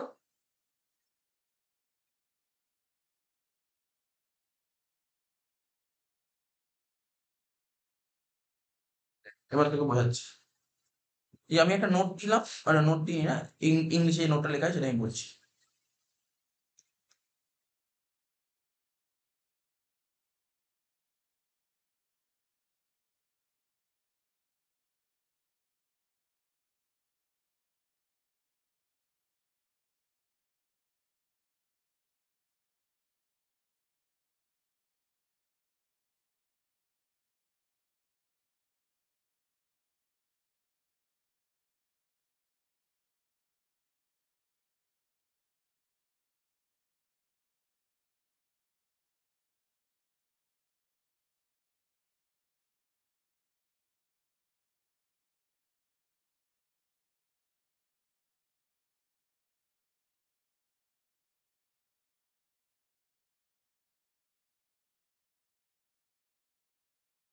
বইয়ের দেখ ছবিটা ছিল, বইয়ে দেখ ছবিটা কেমন দিয়েছে এটা দেখাচ্ছি আমি তোদের, বইতে দেখ ছবিটা কেমন দিয়েছে, যেমন যেমন আমি আঁকলাম, ঠিক আছে, তোদের বইতে কেমন ছবি দিয়েছে, বইতে একটু অন্যরকম ভাবে ছবি দিয়েছে, বইতে একটু অন্যরকম ভাবে ছবি দিয়েছে, ওরা সাপ্লাই ক্রাফটাকে দেখ স্ট্রেট এঁকেছে, আমি যেটা বোঝালাম ওটাও আঁকলে হবে, আঁকা নিয়ে কথা। ওরা সাপ্লাই ক্রাফটা কেমন, আমরা সাপ্লাই ক্রাফ কেমন বুঝি, আমরা সাপ্লাই ক্রাফ আপওয়ার্ড করেছি, আর ওরা কি করেছে একদম পুরো স্ট্রেট, ঠিক আছে, পারপেন্ডিকুলার করেছে, ওরা পারপেন্ডিকুলার করেছে। তো দেখ এখানে কি লেখা আছে, আমি লেখাগুলো বলছি,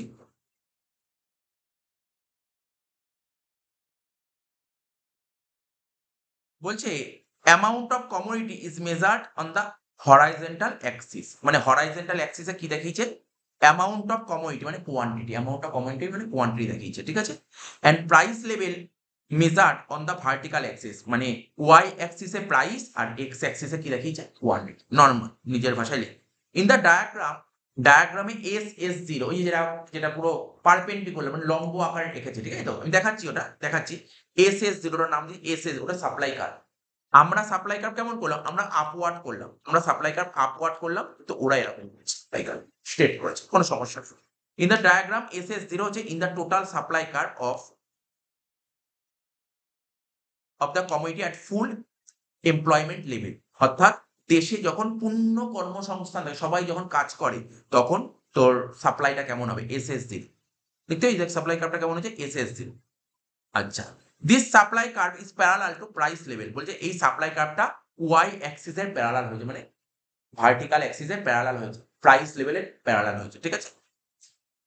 because amount of production and total supply commodity remain constant, বলছে কারণটা কি, অ্যামাউন্ট অফ প্রোডাকশন, ঠিক আছে, amount of production and total supply of commodity remain constant, মানে এটা তো নর্মাল কথা বলছে, এই লাইনটা না লিখলেও চলবে, কারণ আমরা কি জানি সাপ্লাইটা কনস্ট্যান্ট। এই মেথডটা কি বলছে, ডিমান্ড পুল ইনফ্লেশন, আমি নোটে কি লিখলাম, এখানে সাপ্লাই কিন্তু বাড়বেও না, সাপ্লাই কনস্ট্যান্ট থাকবে, ঠিক আছে। তুই অত লেখার দরকার নেই, তুই লিখবি এটা কেন এরকম লিখে, সাপ্লাইটা কনস্ট্যান্ট বোঝানোর জন্য এরকম, এই যে ওরা কেন পারপেন্ডিকুলার করেছে, স্ট্রেট লাইন ড্র, মানে এরকম লাইন ড্র করেছে কেন, সাপ্লাইটা কনস্ট্যান্ট, এটা বোঝানোর জন্য এরকম করেছে, ঠিক আছে। তো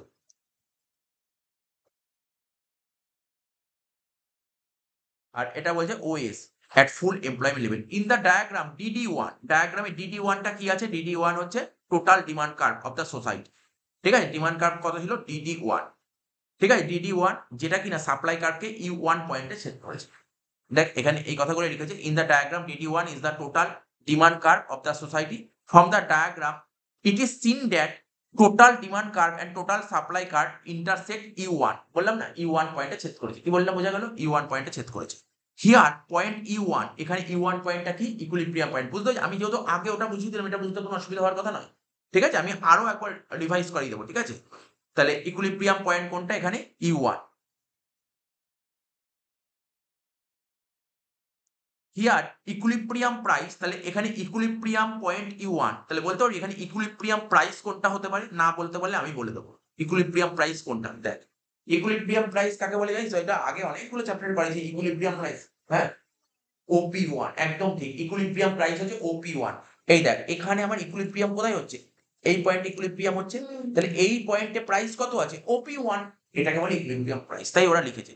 তো বলছে যে এখানে ইকুইলিব্রিয়াম প্রাইস হচ্ছে OP1 and the equilibrium quantity কত হবে, OS হচ্ছে ইকুইলিব্রিয়াম কোয়ান্টিটি, ঠিক আছে। তারপর বলছে total demand curve will move, তাহলে এবার ডিমান্ড বাড়ছে, তা ডিমান্ড বাড়লে ডিমান্ড কার্ভটা কোন দিকে হবে, উপরের দিকে স্থানান্তরিত হবে, ডিমান্ড বাড়ছে, তাই বলছে total demand curve will move to the right, demand কার্ভটা রাইটে মুভ করছে, if total demand of the economy increases, ঠিক আছে। তাহলে কি হবে, নর্মাল কথা, ডিমান্ড কার্ভ যদি রাইটে, ওরা কি লিখেছে, আমরা কি লিখেছিলাম, আমরা বলেছিলাম ডিমান্ড যদি বাড়ে তা ডিমান্ড কার্ভ উপরের দিকে যাবে, ওরা লিখেছে কি, ওরা একটু কথাটাকে ঘুরিয়ে লিখেছে, বাট মানে একই, ওরা বলছে ডিমান্ড কার্ভটা যদি রাইটে করে, মানে ডান দিকে যদি মুভ করে, তাহলে তো তখন দেশের টোটাল ডিমান্ড তো বাড়বে, এটাই তো তোরা কি যেন বললাম ফার্স্ট সেমিস্টারে মাইক্রো, এটাই তো শিখেছি, ওখানে মনে করার চেষ্টা কর, মনে আছে কি জানি না, চেঞ্জ ইন ডিমান্ড, তারপর হচ্ছে চেঞ্জ ইন ডিমান্ড আর চেঞ্জ ইন কোয়ান্টিটি ডিমান্ডে পড়েছিলি, ঠিক আছে। তো এখানে তাই বলি total demand curve will move to the right if total demand of the economy increases. From the diagram it is seen that total demand curve shift to the right, আগে demand curve ছিল DD1, এখন demand curve shift হচ্ছে DD2 তে, DD2 তে shift হচ্ছে, ঠিক আছে। তো DD2 তে যদি শিফট হয়, সেটা সাপ্লাই কার্ভ S0 কে কোন পয়েন্টে ছেদ করছে বল, E2 পয়েন্টে ছেদ করছে, তাহলে এখন নতুন ইকুইলিব্রিয়াম পয়েন্ট কত হলো, E2, মানে E2 নতুন ইকুইলিব্রিয়াম পয়েন্ট, যেখানে ইকুইলিব্রিয়াম প্রাইস কত OP2 আর ইকুইলিব্রিয়াম কোয়ান্টিটি কত OS।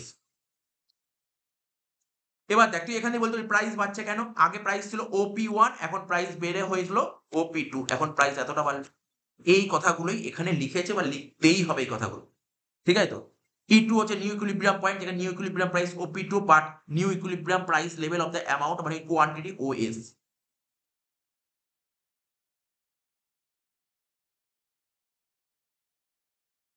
New equilibrium price level the amount of commodity remain constant OS level, ঠিক আছে। হিয়ার ইকুইলিব্রিয়াম প্রাইস ইনক্রিজ মানে প্রাইস আগে ছিল OP1 থেকে বেড়ে OP2 হচ্ছে, but the production and supply remain constant due to full employment, ঠিক আছে, ফুল এমপ্লয়মেন্ট মানে সাপ্লাই কোনো চেঞ্জ হচ্ছে না। In this situation total demand curve will shift to the right, ঠিক আছে। কেন? ডিমান্ড যেহেতু বাড়ছে তাই ডিমান্ড কার্ভটা ডান দিকে শিফট হচ্ছে। As a result of this, price level will increase continuously as the total supply curve remain fixed. This increase in price level is called demand pull inflation. তো এটাই আর কি বলতে চেয়েছে। তাহলে এখানে যদি তুই পুরো ভালো করে, এটা তো এখানে ওরা অনেকটা বড় করে লিখেছে, তোকে পরীক্ষা এত বড় না লিখলেও চলো, তুই তোর নিজের ভাষা প্রয়োগ করতে হবে। তোকে ছবিটা তুই আঁকতে পেরেছিস কিনা, বুঝতে পেরেছিস কিনা, এটাই খুব জরুরি। তুই দেখ ছবিটা আমি এখানে এঁকে দেখিয়ে দিচ্ছি আর একবার। ওই ছবিটা আমরা কেমন ছবি এঁকেছি, ওরা কেমন ছবি এঁকেছে, কোনো সমস্যা নেই। সেম ছবি আমরা সাপ্লাই কার্ভটাকে আপওয়ার্ড করেছি, ওরা আপওয়ার্ড করে। দেখ কি করেছে ওরা, ছবিটা কেমন এঁকেছে তা আঁকতে হবে না, ওর বইতে আঁকা আছে। এখানে তো কোয়ান্টিটিটা বেড়েছে, বইয়ের তো কোয়ান্টিটিটা কোথায়? বইয়ের ফর্মুলা না সব ঠিক আছে, ওরা কি বলছে আমি বলছি। কোয়ান্টিটি বাড়বে কি করে, কোয়ান্টিটিটা বাড়বে কি করে, তাই না? কোয়ান্টিটি বাড়বে কি করে, দেখ এখানটায় দেখ কি বলছি আমি, ব্যাপারটা বুঝবি। এটা হচ্ছে এক্স ও ওয়াই, এইদিকে হচ্ছে প্রাইস, বইতে বই আছে দেখে নে, প্রাইস আর এইদিকে কোয়ান্টিটি, ঠিক আছে। তো সাপ্লাই তো ফিক্সড, এটা হচ্ছে সাপ্লাই, ঠিক আছে। সাপ্লাইটা ফিক্স, সাপ্লাই কার্ভটা আমি নাম আঁকলাম। তো সাপ্লাই কার্ভটার নাম দিলাম কি S0, এই এটা লিখলাম S, এটা লিখলাম S0, ঠিক আছে। সাপ্লাই কার্ভটা দিলাম, তাহলে কি বলবো, প্রথমে বলবো হরাইজন্টাল অ্যাক্সিস মানে এক্স এ আমরা কোয়ান্টিটি দেখিয়েছি, আর ভার্টিক্যাল অ্যাক্সিস মানে ওয়াই অ্যাক্সিসে আমরা দেখিয়েছি প্রাইস দেখিয়েছি, ঠিক আছে। যেখানে কিনা সাপ্লাই তো ফিক্সড, সাপ্লাই ফিক্সড, তাই জন্য সাপ্লাই কার্ভটা কি করছি আমরা, এটা কি করেছি পারপেন্ডিকুলার করেছি, ঠিক আছে, S0, ঠিক আছে। এবার প্রথমে ডিমান্ড করবো, ডিমান্ড কার্ভটা কেমন হয় আমরা জানি, ডিমান্ড কার্ভ ডাউনওয়ার্ড হয়, হয়ে গেল, তাহলে ডাউনওয়ার্ড হয়। ডিমান্ড কার্ভটার নাম দেবো কি DD1, ঠিক আছে। তাহলে demand curve DD1, supply curve S0 কে কোন পয়েন্টে ছেদ করেছে, দেখ এখানে এই পয়েন্টে ছেদ করেছে, পয়েন্টটার নাম কি দিলাম E।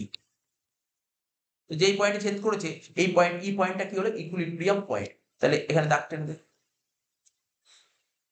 ঠিক আছে। তাহলে এখন এখানে লিখলাম P, তো Pটা কি হলো, এখানে বলবো OP হচ্ছে ইকুইলিব্রিয়াম প্রাইস, ঠিক আছে, OP হচ্ছে ইকুইলিব্রিয়াম প্রাইস, আর এখানে হচ্ছে OS হচ্ছে ইকুইলিব্রিয়াম অ্যামাউন্ট অফ কোয়ান্টিটি, এই হলো। এমন অবস্থায় যদি দেশে যদি চাহিদা বেড়ে যায়, তার দেশে যদি চাহিদা বেড়ে যায়, তার চাহিদা রেখা কি হবে, ডিমান্ড কার্ভ কি হবে, ডান দিকে মানে রাইট সাইডে শিফট করবে। ডিমান্ড কার্ভ কোন দিকে শিফট করবে, রাইটে শিফট করবে। রাইটে শিফট করলে কি হবে, রাইটে শিফট কাকে বলে, আমি আবার বলছি, দেশে যদি এরকম অবস্থায় দেশের যদি চাহিদাটা বেড়ে যায়, ডিমান্ড যদি বেড়ে যায়, তাহলে ডিমান্ড বেড়ে গেলে মানে কি ডিমান্ড কার্ভ যেখানে তার উপরে চলে যাবে, যদি ডিমান্ড কমে যায় তাহলে নিচে চলে আসবে, তাহলে ডিমান্ড বেড়ে যাচ্ছে তাহলে উপরে চলে যাবে, কার্ভটা উপরে চলে যাবে, মানে এটাকেই বলা হয় রাইট সাইডে শিফট হচ্ছে। বা ওইতে বলে যে ডিমান্ড কার্ভ যদি মুভ করে রাইটে, ডিমান্ড কার্ভ যদি রাইটে মুভ করে তাহলে দেশের টোটাল ডিমান্ড কি হবে, বেড়ে যাবে, এটাই বলতে চাইছো। তাহলে এখানে লিখো, এখন প্যারালাল হওয়ার চেষ্টা করবে। নতুন ডিমান্ড কার্ভ হলো কি DD2,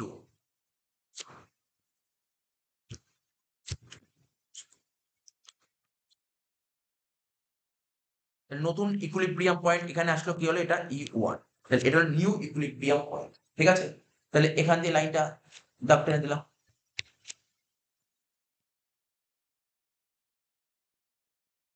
ঠিক আছে। নিউ ইকুইলিব্রিয়াম পয়েন্ট হলো কি E1, তাহলে এখন প্রাইসটা কত হলো, আগে ছিল OP, ঠিক আছে, আগে ছিল OP, এখন প্রাইস বেড়ে কি হলো, এটা P1, ঠিক আছে, OP, আচ্ছা এটা P1 বলছে বইতে, এটা P1 এটা P2, আগে ছিল OP1 প্রাইস, এখন প্রাইস বেড়ে কত হলো OP2। তো এখন যদি তোকে বলি ইকুইলিব্রিয়াম প্রাইস কত, এই কেসে বলো ইকুইলিব্রিয়াম প্রাইস OP2, আর অ্যামাউন্ট অফ আউটপুট কত হবে OS। তার মানে বুঝতে পারলি ব্যাপারটা? তার মানে আগে আমার প্রাইস ছিল OP1 আর এখন প্রাইস বেড়ে গেল, যেহেতু ডিমান্ড বাড়লো প্রাইস এতটা বাড়লো, ঠিক আছে, P1 থেকে P2 হয়ে গেল। তাহলে কি বলতে পারি, ডিমান্ড বাড়লে প্রাইস বাড়ছে, আর এটাই হচ্ছে ডিমান্ড পুল ইনফ্লেশন।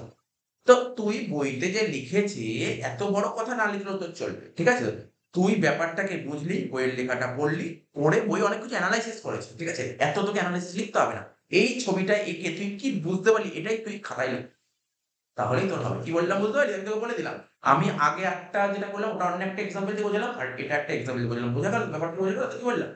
আচ্ছা, পরীক্ষায় বহুবার আমি এরকম কোশ্চেন দেখেছি, হয় এরকম কোশ্চেন দেয়, নাহলে বলতে পারি যে ডিমান্ড পুল ইনফ্লেশন যে হয় এর পেছনে কারণগুলো লেখ, কি কি কারণে ডিমান্ড পুল ইনফ্লেশন হয়।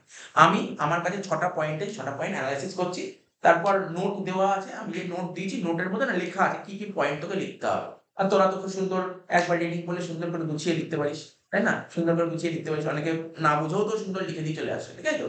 তো আমি বুঝিয়ে দিচ্ছি ডিমান্ড পুল ইনফ্লেশন জিনিসটা কি। এই পয়েন্টগুলো ওখানে আছে কিনা আমি ঠিক জানি না, বাট 6টা পয়েন্ট আমার কাছে খুব ভালো পয়েন্ট লিখেছে, সেই পয়েন্টগুলো আমি একটা করে ডিসকাশন করবো, বুঝতে পারলি কি বললাম?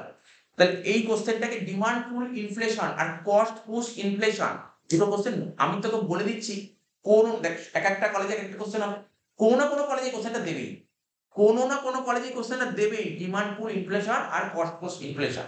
তাহলে কি দিতে পারে ও তোকে পরীক্ষার কোশ্চেন এরকম করতে পারে, ইনফ্লেশন, হোয়াট ইজ ইনফ্লেশন, ঠিক আছে, তারপর একটা কোশ্চেন আমি পরের দিন পড়াবো, টাইপস অফ ইনফ্লেশন, কত রকমের ইনফ্লেশন পরের দিন পড়বো। আমি আজকে কি বললাম, ইনফ্লেশন কাকে বলে, ঠিক আছে, তারপর হচ্ছে বললাম কি mainly two reason, demand pull inflation and cost push inflation. তাহলে ডিমান্ড পুল ইনফ্লেশন কাকে বলে, কস্ট পুশ ইনফ্লেশন কাকে বলে, এটা পড়বো।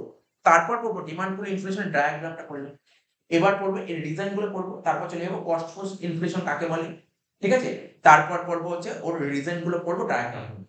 এবার এর মধ্যে কি হয়, এগুলোর মধ্যে পার্থক্য হয়, পুরো কনসেপ্ট হবে, পুরো টপিকটা বললাম ডিমান্ড পুল আর কস্ট, এর বাইরে মিশন হয় না, ঠিক আছে। আমি তো তোর বলেছি পার্থক্য তো অনেক কলেজে দেয়, পার্থক্য তো 5 নাম্বার দিলে 5টা পয়েন্ট লিখে দিবি, তাই 5টা পয়েন্ট কি লিখবো, সিম্পল ব্যাপার, তুই নিজে বুঝতে পারবি কাকে বলে, একটা পয়েন্ট হয়ে গেল, 5টা পয়েন্টে 5 নাম্বার, একটা পয়েন্টটা কাকে বলে হয়ে গেল। এবার যে তুই এটা ছবি দেখতে তুই যখন কস্ট পুশটা করে ফেলবি না, তুই বুঝতে পারবি মেনলি কি, মেন কারণটা কি হচ্ছে, বুঝতে পারবি আস্তে আস্তে। এই ডিমান্ড পুল ইনফ্লেশন কি, এটা ডিমান্ড সাইড ফ্যাক্টর, আর কস্ট পুশ ইনফ্লেশনটা কি, এটা সাপ্লাই সাইড ফ্যাক্টর, দুটো পয়েন্ট তো হয়ে গেল, এরকম করে আরো পয়েন্ট বেরিয়ে আসে, তুই যতক্ষণ না কস্ট পুশ করবি ততক্ষণ বেরোবে।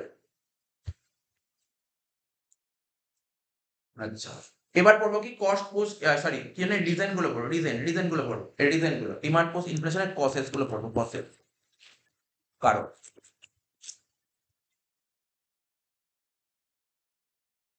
প্রথম 6টা পয়েন্ট লেখাচ্ছি, হ্যাঁ 6টা পয়েন্ট লেখ। Rise in foreign exchange rate, নাম শুনেছিস Tony? Rise in foreign exchange rate,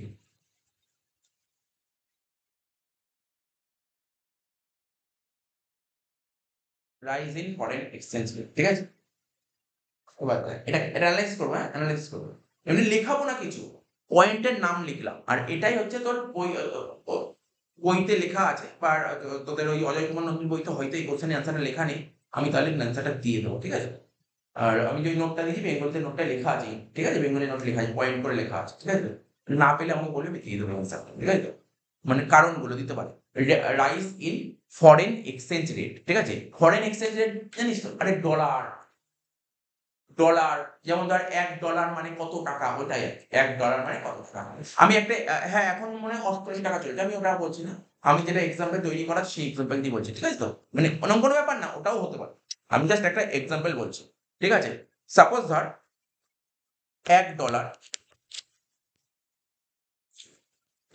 ঠিক আছে, $1 ইন্ডিয়ান মানিতে আমি ধরে নিলাম 50 টাকা, আমি আবার বলছি আজকের দিনে রেট হচ্ছে 88 টাকা, আজকে 88 টাকার ডলার, আমি সাপোজ 50 টাকা লিখলাম বোঝানোর জন্য, ঠিক আছে, বোঝানোর জন্য। তাহলে $1 মানে, আর ডলার ইউএসএ ডলার, ঠিক আছে, $1, $1 সমান সমান ভারতের মানিতে কত, 50 টাকা। আমি আবার বলছি, কেউ যদি বলতে পারে যে স্যার আজকে 50 টাকা নয়, আজকে 87 বা 88 টাকা, আমি জানি আজকে 88 টাকা, কিন্তু আমি জাস্ট এক্সাম্পলের জন্য বোঝালাম এটা 50 টাকা, ঠিক আছে। $1 ইকুয়াল টু 50 টাকা। তার মানে কি, আহ, যেমন আমরা ফরেনের সঙ্গে কেমন ভাবে ট্রানজাকশন, ঠিক আছে, ফরেনের মানে বিদেশ ধর ইউএস এর কোনো লোকেরা, আমি ধর আমার কাজ কি, আমার কাজ পেন তৈরি হয়, তো ইউএস এর লোকের কি দরকার, পেন দরকার, ও আমাকে ডলার দেবে, তাই তো, ও আমাকে টাকা দেবে, কি ও তো আমাকে ডলার দেবে, আমি ওকে কি দেবো, পেন দেবো, বুঝতে পারলি, এই তো ওর সঙ্গে এটা সম্পর্ক। তাহলে ব্যাপারটা কি বলছে, আর একটা কি, আমি পেনের কথা যেহেতু বললাম, একটা পেনের দাম কত করে, আমার এক একটা পেনের দাম 10 টাকা করে, ইন্ডিয়ান মানিতে এক একটা পেনের দাম 10 টাকা, ঠিক আছে, একটা পেনের দাম 10 টাকা করে ইন্ডিয়ান মানিতে, ঠিক আছে। তার মানে ইউএস এর ওই পার্সন আমাকে কি দেবে, $1 দেবে, আমাকে কি দিল, $1, আমাকে $1, ঠিক আছে, আমাকে $1 দিল, তাহলে $1 মানে কত টাকা বললাম, 50 টাকা। তাহলে আমার সঙ্গে ওর সম্পর্ক কি, ও আমার থেকে পেন নেবে বদলে, মানে বুঝতে পারলি তো, ওই ইউএসএ যা কোনো একজন পার্সন আমার থেকে পেন নেবে বদলে আমাকে ডলার দেবে, তাহলে ও আমাকে $1 দিল, তাহলে আমি ওকে কটা পেন দেবো, 5টা, 5টা পেন দেবো। একটা পেনের দাম যদি 10 টাকা হয় তাহলে $1 কটা পেন পাবো, 5টা পেন পাবো, তাহলে আমি ওকে কটা পেন দেবো, 5টা পেন দেবো,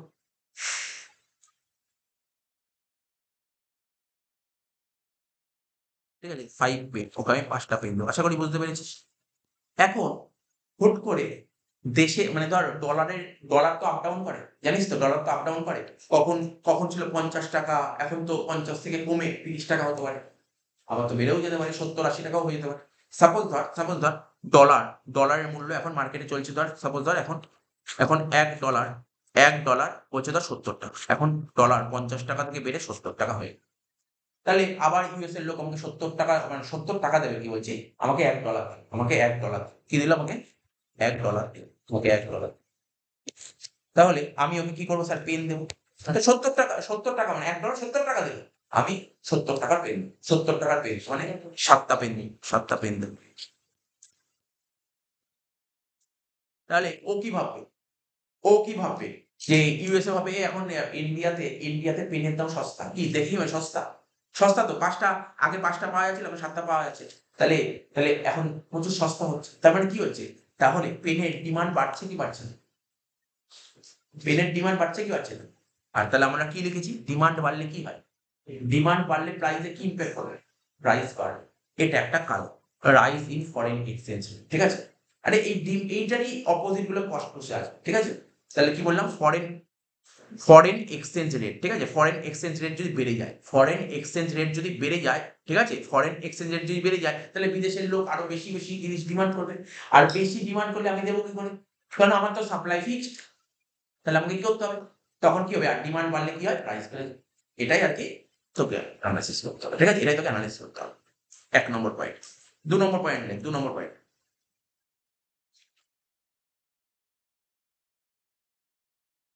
like increase in money supply.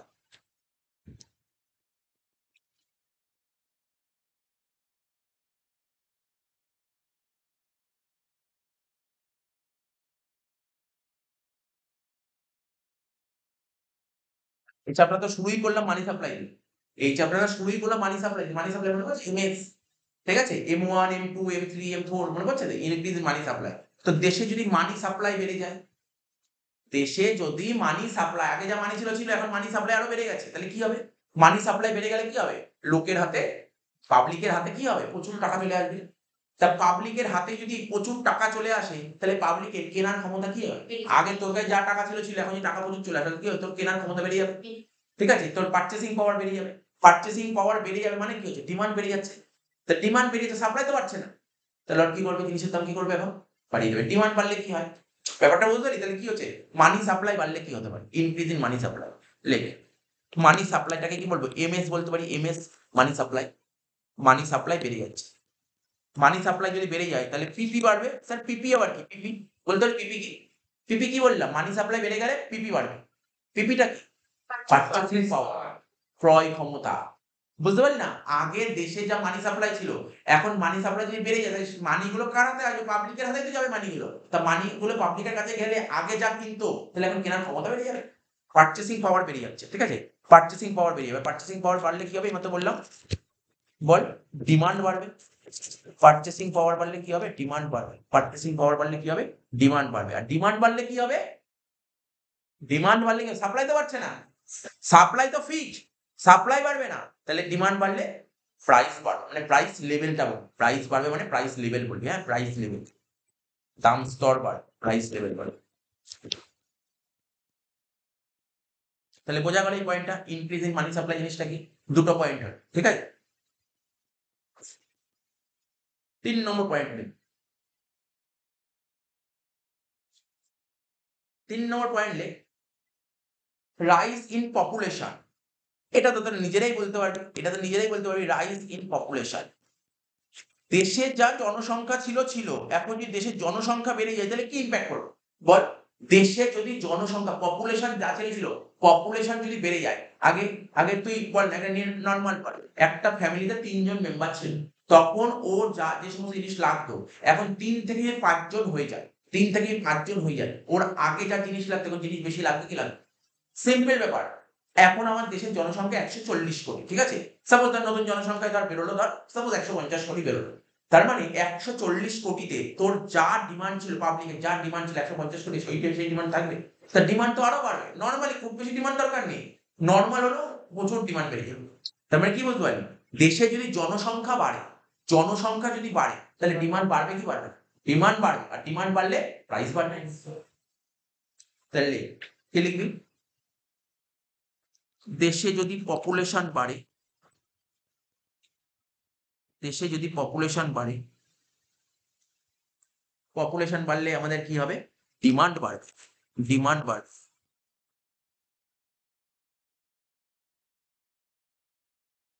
ওই ইকোনমিক মাইক্রো ইকোনমিক্স এর চেয়ে ইকোনমিক্স অনেক বেটার, মানে এটা হচ্ছে রিয়ালিস্টিক ইকোনমিক্স, মানে রিয়াল লাইফে এগুলো সব কাজে লাগে। ম্যাক্রোটাই মেন জরুরি, একটা দেশের উন্নতির জন্য ম্যাক্রোটা সবচেয়ে বড় জরুরি। না মাইক্রো শিখতে তো হবেই তোকে, কিন্তু ম্যাক্রোটা খুব জরুরি। দেশে যদি পপুলেশন বাড়ে তাহলে কি বাড়বে, ডিমান্ড বাড়বে, আর ডিমান্ড বাড়লে প্রাইস লেভেল বাড়বে। এইগুলোই তোর মানে তোকে লিখতে হবে 2 লাইন 2 লাইন করে, এইগুলো এই পয়েন্ট গুলো তোকে 2 লাইন করে লিখতে হবে, ঠিক আছে। মানে এটা যদি বুঝে গেলে তুই নিজে লিখতে পারবি, কি ব্যাপারটা নিজে লেখা যাচ্ছে, ব্যাপারটা জিনিসটা কি হবে। 4 নম্বর পয়েন্ট লেখ, রাইজ ইন ফিসকাল ডেফিসিট।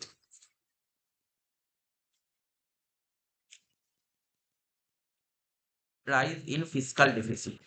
আচ্ছা তোদের একটা পরীক্ষা নিয়েছিলাম একটা চ্যাপ্টার, মনে পড়ে 5 নম্বর চ্যাপ্টার পরীক্ষা নিয়েছিলাম ইকোনমিক্সে, ওখানে ফিসকাল ডেফিসিট ছিল।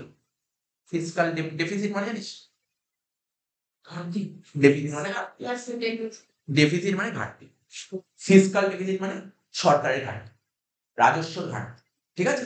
তো সরকারের যদি কোনো ঘাটতি হয় তাহলে সরকার কি করতে হবে, পূরণ করতে হবে। তো সরকার ঘাটতি কি করে পূরণ করে, করেছিল তো, সরকার নোট ছাপাবে, ঠিক আছে। সরকার যদি ঘাটতি হয় সরকার আরো নোট ছাপাবে, তাহলে নোট যদি ছাপায় তাহলে নোট ছাপালে কি হয়, মানি সাপ্লাই। তা নোট ছাপালে সেই নোটগুলো তো আমাদের হাতেই আসবে, তা নোটগুলো যদি আমাদের হাতে আসে মানে নোট যদি ছাপায় তাহলে মানি সাপ্লাই বাড়বে, মানি সাপ্লাই বাড়লে সেই মানিগুলো পাবলিকের হাতে আসবে, মানে আমাদের হাতে আসবে। তা আমাদের হাতে আসলে আমাদের পারচেসিং পাওয়ার বেড়ে যাবে, আর পারচেসিং পাওয়ার বেড়ে গেলে ডিমান্ড বেড়ে যাবে, আর ডিমান্ড বেড়ে গেলে প্রাইস লেভেল বাড়বে। তাহলে এই চেন, একটা চেন পুরো। তাহলে দেখ, মানি সাপ্লাই যদি বেড়ে যায়, লাইক মানি সাপ্লাই যদি বেড়ে যায়, ঠিক আছে, তাহলে কি হবে, পিপি বেড়ে যাবে, আর পিপি বেড়ে গেলে কি হবে, ডিমান্ড বাড়বে।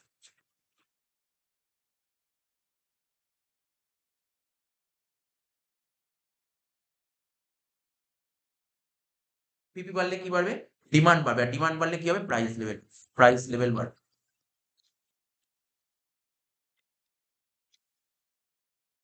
4 নম্বর হলো, 5 নম্বর, 5 নম্বর পয়েন্ট লে, increase in public expenditure.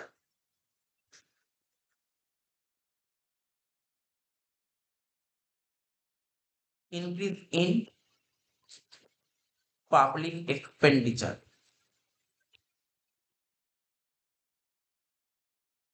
Public expenditure, তার পাবলিকের জন্য খরচা, কি করে পাবলিকের জন্য খরচা, গভর্নমেন্ট করে। এমন একটা খরচা বল গভর্নমেন্ট পাবলিকের জন্য করে, স্কুল তৈরি করা, হসপিটাল তৈরি করা, বড় বড় টানেল তৈরি করা, ঠিক আছে, বড় বড় ব্রিজ তৈরি করা, ঠিক আছে।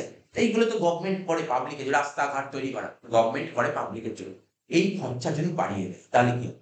এই সমস্ত খরচা বাড়িয়ে দিলে কি হবে বল, একটু ভাবতে হবে, ছোট্ট একটু ভাবলে অঙ্ক মানে অঙ্ক কি বলছি ব্যাপারটা হয়ে যাবে, ছোট্ট একটু ভাবতে হবে। তাহলে এই খরচা যদি সরকার বাড়িয়ে দেয় তাহলে কি হবে, বুঝতে পারলি না কি হবে? এই খরচা বাড়িয়ে দিলে বলিস এই খরচা বাড়ালে আবার কি হবে? এই না না ট্যাক্স বাড়বে না, এর সঙ্গে ট্যাক্স হবে। সরকার যদি এই খরচা ধর আগে যা ছিল সরকার আরো রাস্তাঘাট করছে। তাহলে এই আরো রাস্তাঘাট করার সঙ্গে ডিমান্ড পুল ইনফ্লেশনের সম্পর্ক আছে। পরে রাস্তাঘাট তৈরি করবে কারা? তারপর রাস্তাঘাট তৈরি করবে কে? স্কুল তৈরি করবে কে? তারপর হচ্ছে হাসপাতাল তৈরি করবে কে? কেন স্যার লেবার ওয়ার্কাররা তৈরি করবে। তা লেবার ওয়ার্কাররা তৈরি করে সমস্ত টাকা তো সরকার ওদেরকেই দিয়ে দেবে। তো ওদের কাছে টাকা দিয়ে দিলে তাহলে ওদের কাছে টাকা পয়সা চলে আসবে। তাহলে ওদের আগে যা পার্চেসিং পাওয়ার ছিল এখন পার্চেসিং পাওয়ার বেড়ে যাবে। পার্চেসিং পাওয়ার বেড়ে গেলে ডিমান্ড বেড়ে যাবে। আর ডিমান্ড বেড়ে গেলে প্রাইস বেড়ে যাবে। বুঝতে পারলি ব্যাপারটা কি? মানে চেন আছে কিন্তু। এটা চেন। তো ব্যাপারটা বুঝো এটা একটু জাস্ট ধরতে হতো ব্যাপারটা। তাহলে সরকার যদি এই খরচাটা বাড়িয়ে দেয়, তাহলে কি হবে? মানি সাপ্লাই বাড়বে।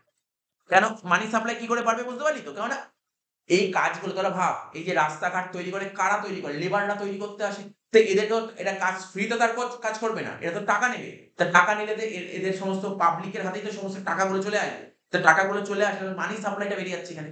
মানি সাপ্লাই বেড়ে গেলে কি হবে? এদের পারচেসিং পাওয়ারটা বেড়ে যাবে। এদের পারচেসিং পাওয়ার বেড়ে যাবে, পিপি বেড়ে যাবে। আর পিপি বেড়ে গেলে কি হবে? ডিমান্ড বাড়বে। আর ডিমান্ড বাড়লে কি হবে? প্রাইস লেভেল বা প্রাইস বাড়বে। প্রাইস লেভেল বাড়বে।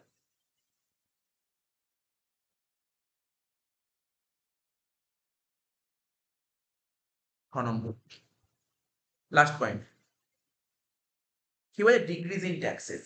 সরকার যদি ট্যাক্স কমিয়ে দেয়, বল দেখি সরকার যদি ট্যাক্স কমিয়ে দেয় তাহলে কি হতে পারে? ভাব, ডিক্রিজ ইন ট্যাক্সেস। হ্যাঁ, ও বললো সরকার যদি ট্যাক্স কমিয়ে দেয়, মানে কি আগে যা ট্যাক্স দিত এখন যদি সরকার ট্যাক্স কম নেয় তাহলে তো ভালো। তো আনন্দ, সবাই আনন্দ হবে। সরকার যদি ট্যাক্স কমে সবাই আনন্দ হবে। ট্যাক্স কমিয়ে দিলে তাহলে তোর হাতে টাকা থেকে যাবে। তাহলে তুই তোর আগে যা খরচা হবে তখন খরচা করার প্রবণতা বেড়ে যাবে।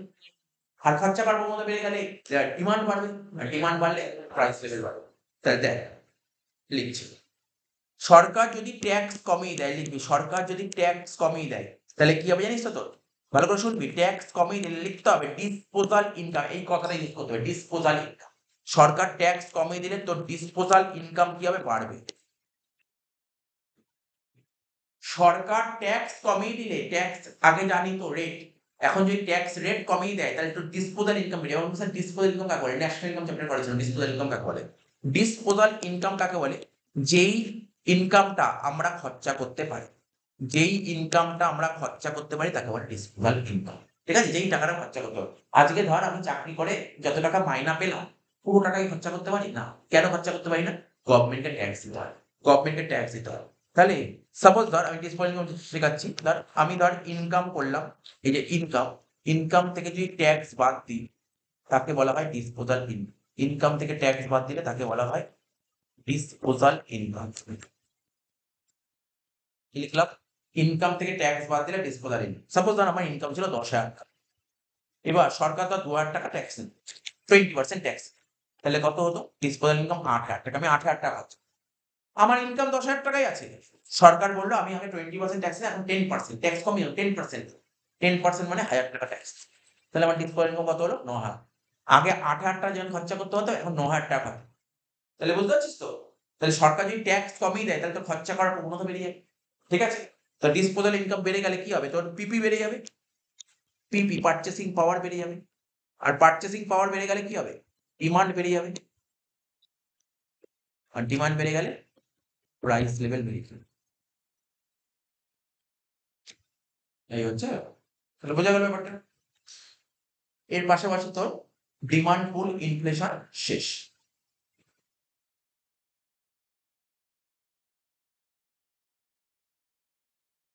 ঠিক আছে? এর পাশাপাশি ডিমান্ড পুল ইনফ্লেশন শেষ।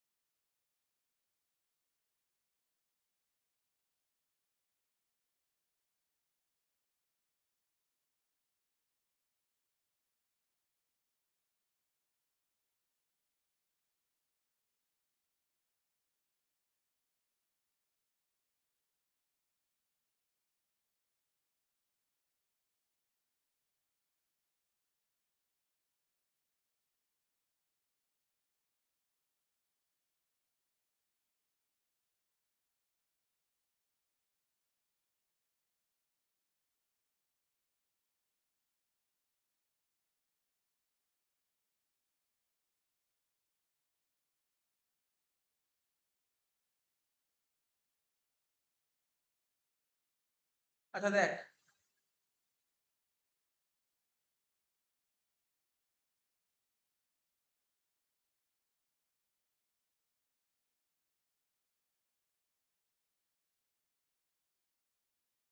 দেখ যেটা বলছিলাম, মানে ইনফ্লেশন, আমি তো ডিমান্ড পুল ইনফ্লেশন বোঝালাম, কস্ট পুশটা বোঝাবো তার আগে দেখ বলছি, ডিমান্ড পুল মানে ইনফ্লেশনের না যে কজ কারণগুলো হয় না, ইনফ্লেশনের যে কারণ হয় মেইনলি একটাই কারণ দেখতে পাচ্ছি, মেইনলি একটাই কারণ হয়, মেইনলি ইনফ্লেশনের মেইন কারণ একটাই, সেটা কি, ডিমান্ড যদি বেড়ে যায়, ভালো করে বুঝবি, ডিমান্ড যদি বেড়ে যায়, ঠিক আছে, আর সাপ্লাই মানে ডিমান্ড বেড়ে যায় মানে কি, সাপ্লাইয়ের তুলনায় যদি ডিমান্ড বেশি হয়, ডিমান্ড বেড়ে যায় বলা চেয়ে বলতে পারি, সাপ্লাইয়ের চেয়ে যদি ডিমান্ড বেশি হয়, সাপ্লাই তো যা আছে তার তুলনায় যদি ডিমান্ডটা বেশি হয়, ঠিক আছে, তাহলে প্রাইস লেভেলে কি ইম্প্যাক্ট পড়বে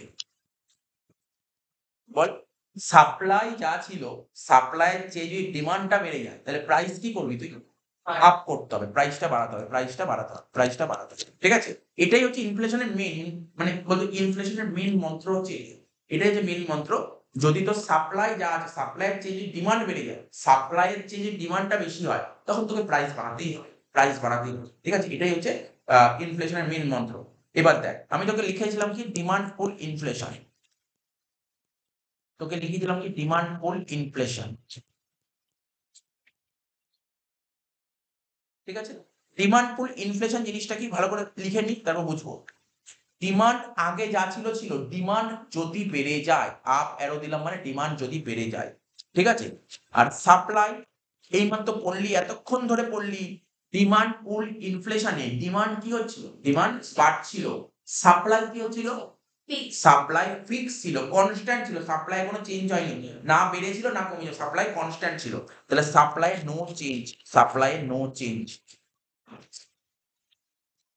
হ্যাঁ এটা লেখ, এটা তোর থিওরি পড়ার জন্য খুব হেল্প করবে, এটা থিওরি পড়তে হেল্প করবে, দেখবি থিওরি অনেকে না মুখস্থ করে, বুঝিস তো, মুখস্থ না মুখস্থ করে না পড়ার কি, ইকোনমিক্স অনেকে মুখস্থ করে, মুখস্থ করলে হবে না, এই যখনই তুই মুখস্থ লিখবি এই কথাগুলো মাথায় রেখে লিখবি, তারপর তুই লিখ, ওরা মেনলি এই কথাগুলো দেখবে, এই কথাগুলো আছে কিনা, এই কথাগুলোই মেন, ডিমান্ড বাড়ছে, ঠিক আছে, ডিমান্ড বাড়ছে কিন্তু সাপ্লাই কোনো চেঞ্জ হচ্ছে না, ঠিক আছে, আমি এখানে লিখছি তাহলে ডিমান্ড, তুই ভাব নর্মালি ভাব, আমি তোকে একটা ছবি এঁকে এঁকে দেখাই, এটা তোর ছবি আঁকতে হবে না, তো দেখ সাপোজ ধর ডিমান্ড ধর এরকম জায়গায়, ডিমান্ড ধর এরকম জায়গায় আছে, ডিমান্ড এরকম জায়গায় ডিমান্ড আছে, আর সাপ্লাই ধর এরকম জায়গায় আছে, সাপ্লাই ধর এরকম জায়গায় আছে, ঠিক আছে, তো আমি আর একটু যদি এটা যদি বুঝতে অসুবিধা হয়, একটা একটা লেবেল করছি বুঝতে সুবিধা হয়, লেবেল, একটা লেবেল ধর, এটা একটা লেবেল, এটা একটা লেবেল, এখানে ছিল ডিমান্ড, এখানে ছিল ডিমান্ড, এখানে ছিল সাপ্লাই, ডিমান্ড বাড়লো, ডিমান্ড বেড়ে ধর, ডিমান্ড বেড়ে ধর, এখানে চলে, এখন ডিমান্ড এখানটা আছে, এখন ডিমান্ড এখানটায় আছে কিন্তু সাপ্লাই কোথায় আছে, সাপ্লাই তো ওখানেই আছে, তাহলে সাপ্লাই তো বাড়ছে না, ডিমান্ড বাড়ছে, তাহলে কি করতে হবে, ডিমান্ড বাড়ছে তাহলে কি করতে হবে তোর, দুটোকে ইকুয়াল করতে হবে, তো দুটোকে ইকুয়াল করতে হবে, তাহলে কি করলে ইকুয়াল হতে পারে, প্রাইস বাড়াতে হবে, প্রাইস বাড়াতে হবে, তো এটাই এখানে বলছি, তাহলে কি করতে হবে, প্রাইস বাড়াতে, জিনিসটা বুঝতে পারছি, ব্যাপারটা কি বললাম, পরেরটা বোঝাবো, কস্ট পুশটা এখনই বোঝাবো, এই ব্যাপারটা কি মাথায় ঢুকে, ডিমান্ড পুলটা পুরো মাথায় ঢুকে যেত, এবার দেখ কস্ট পুশ ইনফ্লেশন কাকে বলে এটা বোঝাবো, কস্ট পুশ, ওটাকে বলে ডিমান্ড পুলটাকে মানে বাংলায় বলে চাহিদা বৃদ্ধিজনিত মুদ্রাস্ফীতি, বইতে লেখা আছে, আর কস্ট পুশটাকে বলে ব্যয় বৃদ্ধিজনিত মুদ্রাস্ফীতি, ব্যয়, cost push inflation,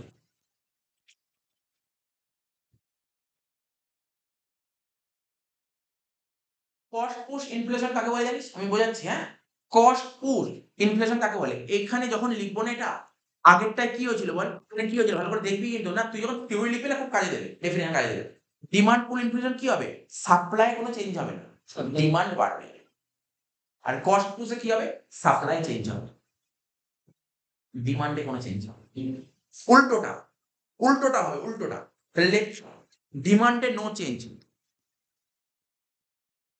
ডিমান্ডে no change,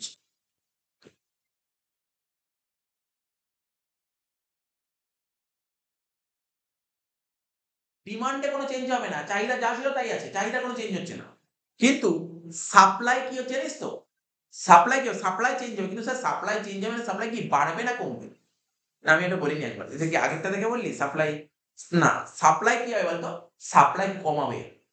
এবার বলবো কেন সাপ্লাই কম, সব বলবো, এখানে ব্যাপার আছে, সাপ্লাই কমবে। আর সাপ্লাই বাড়লে হবে না, সাপ্লাই কমবে। আরে ডিমান্ডে কোনো চেঞ্জ হয় না। তুই দেখ না, তুই দেখ, তুই ব্যাপারটা বোঝার চেষ্টা করতে হবে। ধর এরকম লেভেল, একই লেভেলে ছিল ডিমান্ড আর সাপ্লাই, একই লেভেলে ছিল, ডিমান্ড যা ছিল তাই আছে। এখন যদি তুই কি বলি, সাপ্লাই যদি বেড়ে যায় তো ক্ষতি নেই, তখন জিনিসের দাম বাড়াবো কেন? ভাব, আমি জিনিস এটা তো বলছিস কস্ট পোস্ট ইনফ্লেশন, মানে জিনিসের দাম বেড়ে যাওয়া। তুই বললি আমি বললাম ডিমান্ডে কোনো চেঞ্জ হবে না, ঠিক আছে ডিমান্ডে কোনো চেঞ্জ হবে, তুই বলি স্যার তাহলে সাপ্লাই বাড়িয়ে দিন, ও বললো সাপ্লাই বাড়িয়ে দিন। তাহলে সাপ্লাই যদি বাড়িয়ে দিই, তাহলে আমার দোকানে ধর 10 জন কাস্টমারের ডিমান্ড আছে, 10 জন কাস্টমার এসছে, এবার আমার কাছে সাপ্লাই আছে 50 জন, তা আমি কি জিনিসের দাম বাড়ালেও নেবে নাকি? ব্যাপারটা বোঝ না, কমাতে হবে জিনিসের দাম, জিনিসের দামটা কমাতে হবে না, ঠিক আছে তো? ডিমান্ড যা ছিল তাই আছে, ঠিক আছে, কিন্তু এখানে বলছে কি কস্ট পোস্ট ইনফ্লেশনে কি হবে, সাপ্লাইটা কমছে, সাপ্লাইটা এরকম দেখা যাচ্ছে, সাপ্লাইটা কম আছে, সাপ্লাই এখানে আছে, ডিমান্ড ছিল এখানে, এখানে তার ডিমান্ড আছে, ডিমান্ড ওই লেভেলে আছে, ঠিক আছে, ডিমান্ড এখানে আছে, ডিমান্ড এখানে আছে, কিন্তু সাপ্লাইটা কমে যাচ্ছে। তাহলে কি করতে হবে, তাহলে সাপ্লাইটা কমে, সাপ্লাই নেই, ধর আমার ডিমান্ড আছে 10, সাপ্লাই আগের ডিমান্ডও 10 ছিল, সাপ্লাইও 10 ছিল, এখন সাপ্লাই কমিয়ে দিয়েছে। কেন কমিয়েছে, কারণটা বলো, কেন সাপ্লাই কমিয়ে দেয়, কেন সাপ্লাই কমিয়ে দেয় সেটা বলবো। ধর এটা ডিমান্ড, এটা সাপ্লাই, ডিমান্ড আর সাপ্লাই একই লেভেলে ছিল, ঠিক আছে তো, একই লেভেল, ডিমান্ডে কোনো চেঞ্জ হচ্ছে না, ডিমান্ড যা ছিল তাই, ডিমান্ড কনস্ট্যান্ট আছে, কিন্তু সাপ্লাই চেঞ্জ হচ্ছে, সাপ্লাই চেঞ্জ হচ্ছে মানে কি, মানে প্রোডিউসার আগে যা লেভেলে সাপ্লাই করতো সেই সাপ্লাইটা করছে না। কেন তুই বল, কেন এই সাপ্লাইটা করছে না প্রোডিউসার, কেন সাপ্লাই করছে না? কারণ প্রোডিউসার দেখছে ওর প্রফিট আসছে না। এটাই লিখবো, এখানে নোটে লেখা, নোট বলবো এটা, ও আগে যে লেভেলে প্রফিট কামাতে পারতো এখন সে প্রফিট করতে পারছে না, ঠিক আছে, প্রফিট করতে পারছে না। বা ধর ব্যাপারটা এরকম ভাবতে পারিস, ও যে প্রোডাকশন গুডস গুলো তৈরি করছিল, গুডস তৈরি করতে ওর কাঁচামাল, লেবার এগুলো লাগছিল, এইগুলো খরচা প্রচুর চলে আসছে, ঠিক আছে, আমি বলবো সমস্ত জিনিস তোকে বলবো। বা এরকম তুই এরকম বলতে পারিস যে তোর এরকম বলতে পারিস, তোর ডিমান্ড আছে 10, ঠিক আছে, ডিমান্ড আছে 10, কিন্তু অত সাপ্লাই নেই, মানে ডিমান্ড মানে লোকে চাইছে 10, ঠিক আছে, লোকে চাইছে 10, কিন্তু আমার কাছে প্রচুর প্রোডাকশন করা আছে, প্রচুর প্রোডাকশন করা আছে, তাহলে আমি এখন প্রোডাকশন বাড়াবো না কমাবো? প্রোডাকশন আমাকে কমাতে হবে। আমি উদাহরণে বলছি যে একটু বুঝতে অসুবিধা হতে পারে, আমি যখন লেখাবো লিখতে লিখতে বুঝতে পারবি, ঠিক আছে তো, যদি বুঝতে অসুবিধা হয়। তাহলে কস্ট পোস্ট ইনফ্লেশন কাকে বলে, ডিমান্ডের কোনো চেঞ্জ হবে না কিন্তু সাপ্লাই চেঞ্জ হবে না, সাপ্লাই কমবে, সাপ্লাই কমবে, ডিমান্ডের কোনো চেঞ্জ নেই কিন্তু সাপ্লাইটা কমাবি। তা সাপ্লাই যদি কমে যায়, সাপ্লাই তো ডিমান্ড আছে 10, সাপ্লাই কমে ধর, সাপ্লাই এখন 8 হয়ে গেল, সাপ্লাই 8 হয়ে গেল, ঠিক আছে, ডিমান্ড আর সাপ্লাই দুটোই 10 ছিল, কোনো কারণে, বিভিন্ন কারণ আসতে পারে, না কোনো একটা কারণে সাপ্লাই 10 থেকে কমে 8 হয়ে গেল, ঠিক আছে তো? তাহলে কি করলি তোর দুটোই সমান হয়ে যাবে, ইকুয়াল হয়ে যাবে। তাহলে স্যার একটাই কাজ করা যেতে পারে যে স্যার আপনি যদি প্রাইসটা বাড়িয়ে দেন, আপনি যদি প্রাইস বাড়িয়ে দেন তাহলে কি যা ডিমান্ড ছিল ডিমান্ডটা কমিয়ে যাবে, ঠিক আছে তো? তাহলে এটা হবে হচ্ছে ডিমান্ড, এক্ষেত্রেও ডিমান্ড বেশি, এক্ষেত্রেও ডিমান্ড বেশি, সাপ্লাই কম, তাহলে প্রাইস বাড়ালে এটা ফুলফিল হবে, এটা লিখবো।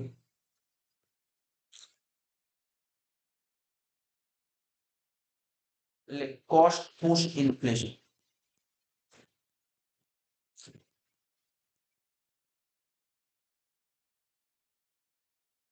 লিখবি, হ্যাঁ, cost push inflation occurs,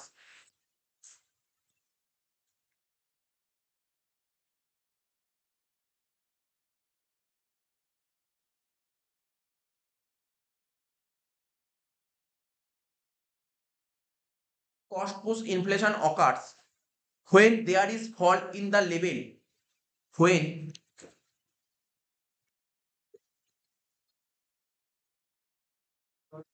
when there is when there is fall in the level of supply, fall in the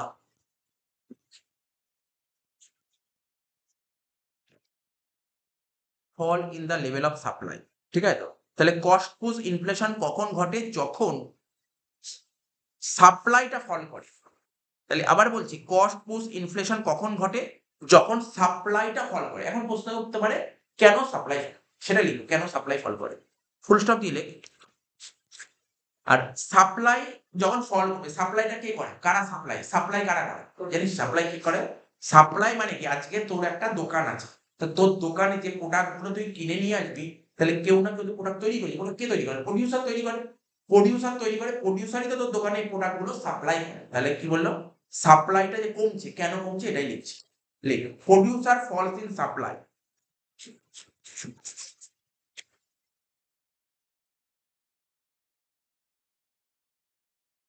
like producer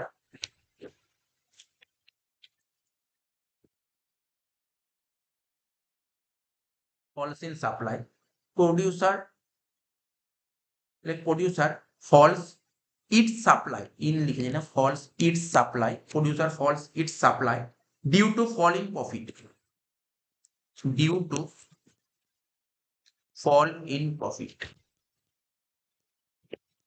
তাহলে কি লিখেছে? প্রোডিউসার সাপ্লাইটা কমিয়ে দেবে।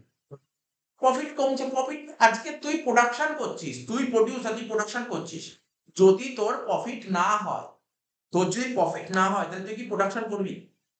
তুই বিজনেস করছিস, বিজনেসে লাভ হচ্ছে না, তুই বিজনেস করবি? করবি না। অন্য কেউ ভাবতে হবে না। তো বলছে producer falls its supply due to fall in profit, যেহেতু প্রফিটটা কমে যাচ্ছে। আর প্রফিট কেন কমছে সেটাও লেখ, profit falls due to rice.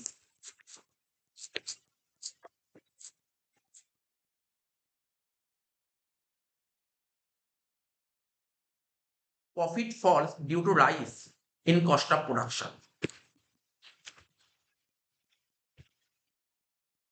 তোরা তো কস্ট শিট করেছিস তাই না? কস্ট শিটে এটা জানিস, কোনো প্রোডাক্টের কস্ট যদি বাড়ে, কোনো প্রোডাক্টের কস্ট যদি বাড়ে তাহলে প্রফিট বাড়বে না? কোনো প্রোডাক্টের কস্ট যদি বাড়ে, কোনো প্রোডাক্টের কস্ট যদি বাড়ে তাহলে প্রফিট কি হবে? সেই প্রোডাক্টের প্রফিট কমবে। প্রফিট কমবে তাই বলছে প্রফিট ফল। প্রফিট কেন ফল করছে? কারণ কস্ট অফ প্রোডাকশন বাড়ছে বলে, কস্ট অফ প্রোডাকশন বাড়ছে বলে। ঠিক আছে, ফুল স্টপ দিয়ে in other words, in other words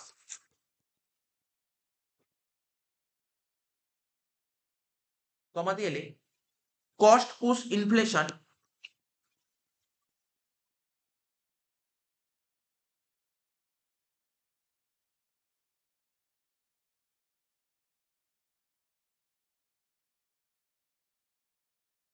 in other words cost push inflation refers to rise in price,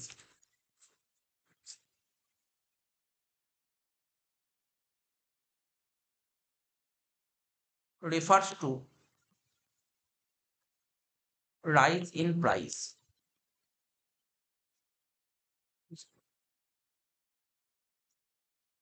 refers to rise in price।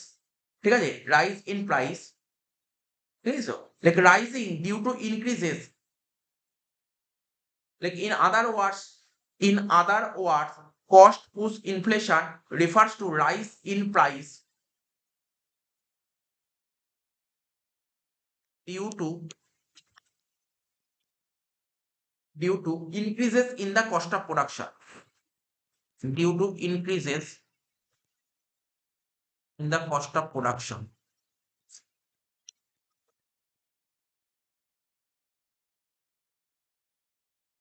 তাহলে কি লেখা আছে? In other words cost push inflation refers to rise in price. Price বাড়ছে কেন? Due to increase in the cost of production, cost of production বাড়ছে বলে। Full stop. Here we assume that, here we assume that there is no change,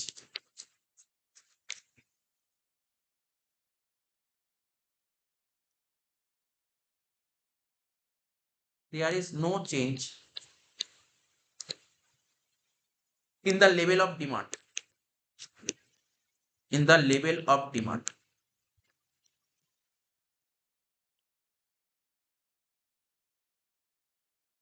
ঠিক আছে, in the level of demand।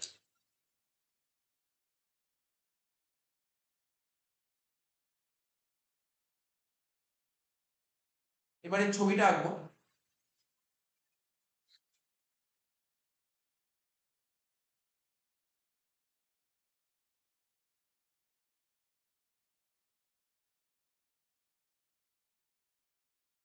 ছবিটা আঁকবো, হ্যাঁ ছবিটা আঁক।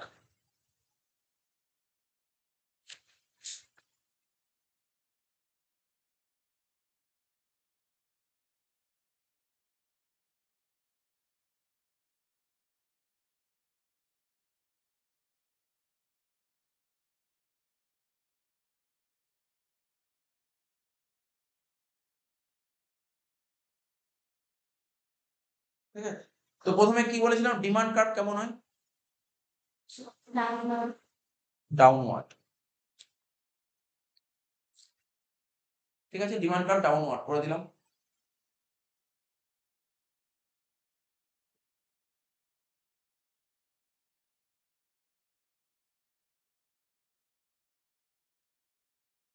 এটা হচ্ছে ডিডি।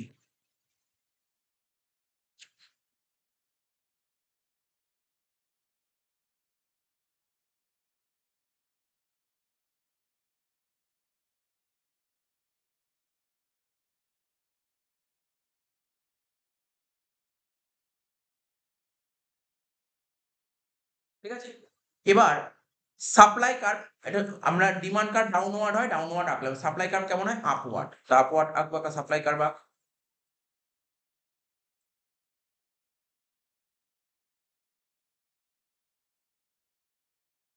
এস এস, যে পয়েন্ট ছেদ করলো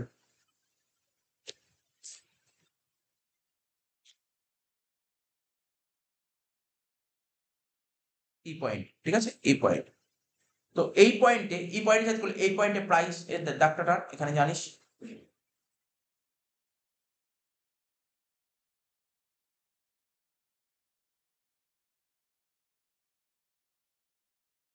কি হলো এখানে? আর এখানে কি?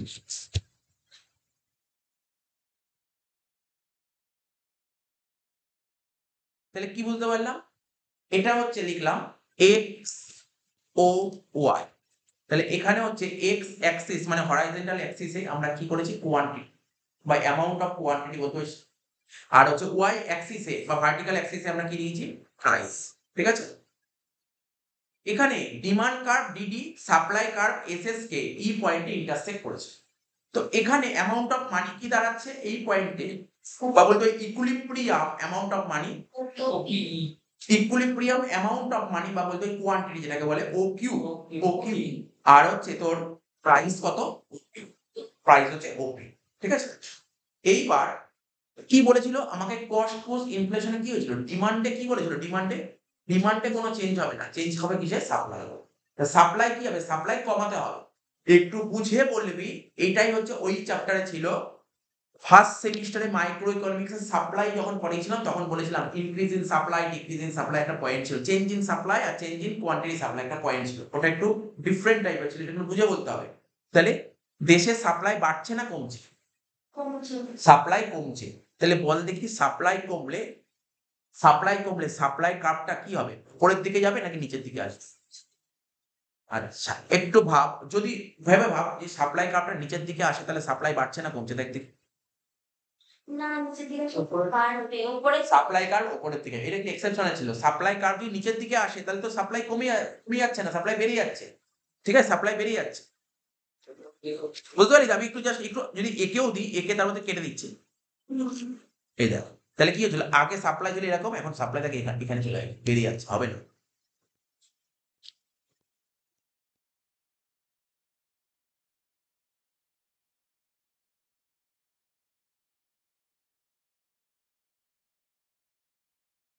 তাহলে এবার কি হবে? বলছে সাপ্লাই কমতে হবে, সাপ্লাই কমতে গেলে সাপ্লাই কাপটা কোথায় যেতে হবে? উপরের দিকে যেতে হবে, উপরের দিকে। তাহলে কি হবে? এটা S1 S1। তাহলে নতুন পয়েন্ট আসলো কি? E1।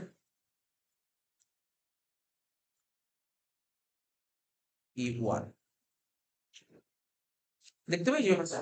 তাহলে আগে প্রাইস ছিল ওপি, এখন নতুন প্রাইস কি হলো? OP1। তাহলে প্রাইস কি দেখতে পেলি? প্রাইস বাড়লো না কমলো? প্রাইস বাড়লো। তাহলে কি বুঝতে পারলি? সাপ্লাই কমে গেছে, তাহলেও কিন্তু প্রাইস বাড়ছে। ঠিক আছে, এই হচ্ছে explanation.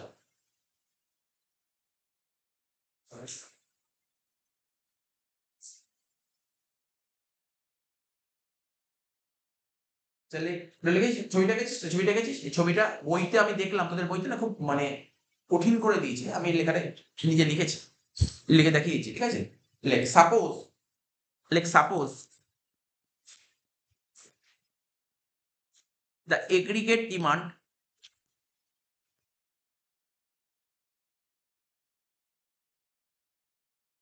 suppose the aggregate demand, ঠিক আছে, is DD0 is DT0, তাই তো, তাই হচ্ছে, দেখ তো এগ্রিগেট ডিমান্ড কত ছিল? আচ্ছা আমি এখানে DT0, তাই তো, এটা DT0 করে দে, তাহলে এটা বেটার হবে, কারণ আমি যদি DT0 লিখলাম, DT0 করে দে। আর যদি DT0 না লিখিস তাহলে শুধু নিচে ওখানটায় DD লিখ।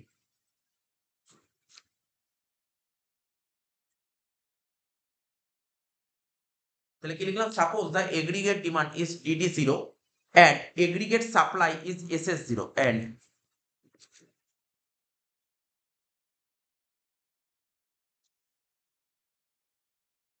aggregate supply is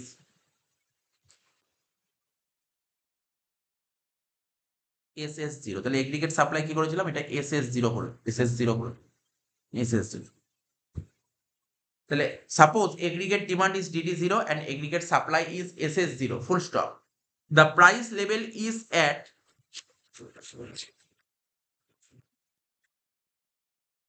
the price level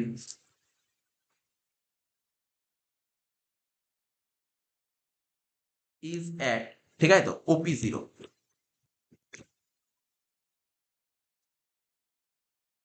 ঠিক আছে, price level is at OP0, এই যে এটাকে OP0 করে দিল, এটা OP0, ঠিক আছে, price level is at OP0, the price level is at OP0, full stop.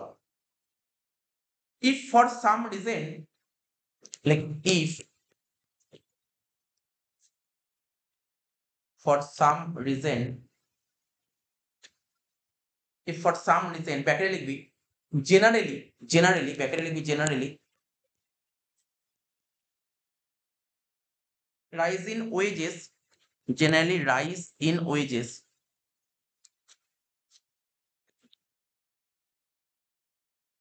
মানে এটা কি লিখছি বলতো? সাপ্লাইটা কেন কমছে, বিভিন্ন কারণ হলো সাপ্লাই, তার মধ্যে কারণটা কি? জেনারেলি যে কারণটা, ওয়েজেস যদি বেড়ে যাওয়া, ওয়েজেস যদি বেড়ে যায়, ওয়ার্কাররা ডিমান্ড করছে ওদের ওয়েজেসটা একটু বেশি দিতে হবে, তাহলে ওয়েজেস যদি বেড়ে যায়, generally rise in wages, comma দিলে কস্ট অফ ম্যাটেরিয়াল, কমা দিলে cost of material, estimate cost sheet করেছিলি না? ওখানে থাকতো ম্যাটেরিয়াল আগের বছর যা ছিল এবছর ম্যাটেরিয়াল বেড়ে যাচ্ছে, লেবার আগের বছর যা ছিল এবছর লেবার বেড়ে যাচ্ছে, তাহলে ম্যাটেরিয়াল বেড়ে গেল, লেবার বেড়ে গেল, এগুলো যদি বেড়ে যায় তাহলে তোর প্রোডাকশন কস্ট বাড়বে না কমবে? প্রোডাকশন কস্ট বাড়বে, প্রোডাকশন কস্ট যদি বেড়ে যায় তাহলে প্রফিট কমে যাবে, এই কারণের জন্য প্রডিউসাররা সাপ্লাইটা কমাতে পেরেছে, ঠিক আছে, ব্র্যাকেট ক্লোজ করে দে। Cost of production increases, cost of production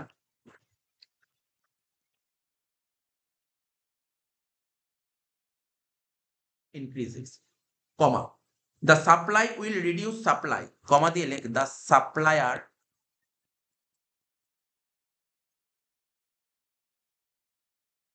will reduce, supplier will reduce supply and the new supply curve will be, and the new supply curve and the new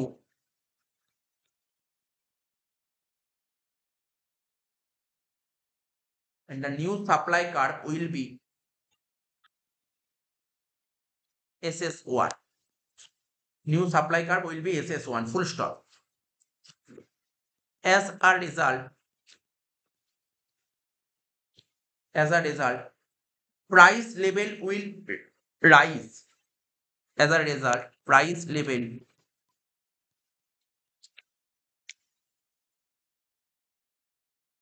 will rise to OP1,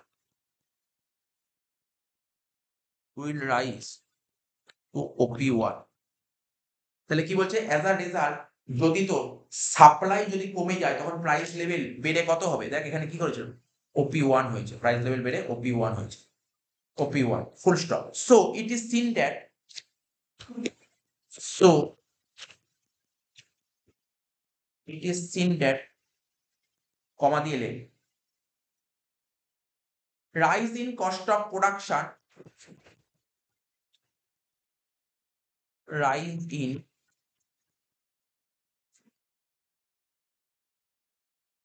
cost of production, rise in cost of production will shift the supply curve, will shift the supply curve, will shift the supply curve, ঠিক আছে, towards left,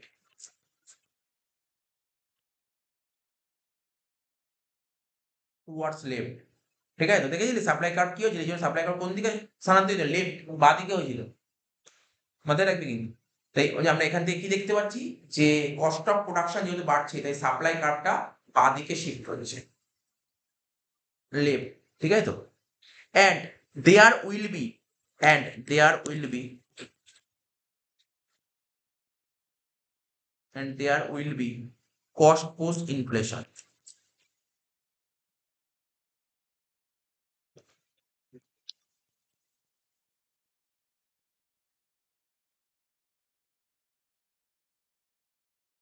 আচ্ছা ঠিক আছে, লেখাটা এইটুকু লিখলেই হবে, বেশি বড়ও হলো না, ঠিক আছে লেখাটা। এবার হচ্ছে এর ইয়েগুলো লিখবো, কি জন্য, রিজন গুলো লিখবো, মানে রিজন মানে কজ, কজ গুলো লিখবো, cause.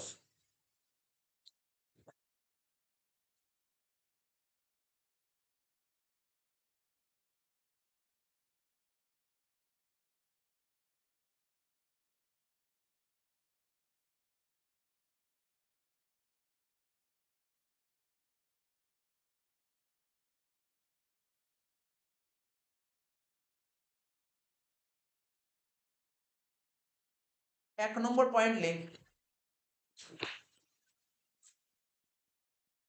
Fall in foreign exchange rate. ওই একই কথা বললেন, ওই ওখানে ফরেন এক্সচেঞ্জ রেট কি হয়েছিল, বেড়ে গেছিল, মনে পড়ছে, ওখানে ফরেন এক্সচেঞ্জ রেট বেড়ে গেছিল, এখানে কমছে।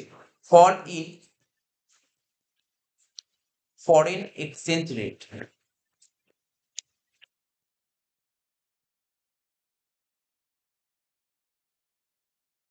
একই জিনিস। উদাহরণ কি ছিল, একটা পেন, একটা পেনের দাম কত করেছিল, 10 টাকা। এখন বলছে ধর $1 দাম 70 টাকা, $1 70 টাকা, তাহলে আমাকে $1 দিয়েছে, তাহলে আমি তাকে কতগুলো পেন দেবো বল, 70 কে 10 দিয়ে ভাগ করলে 7টা পেন, তাকে আমি 7টা পেন দেবো। এখন ধর $1 কি হয়েছে, এখানে এক্সচেঞ্জের কি হয়েছে, ফল করেছে, কমে গেছে, তাহলে কি করবে, $1 ইকুয়াল টু 50 টাকা, $1 ইকুয়াল টু 50 টাকা। আমাকে $1 দিয়েছে,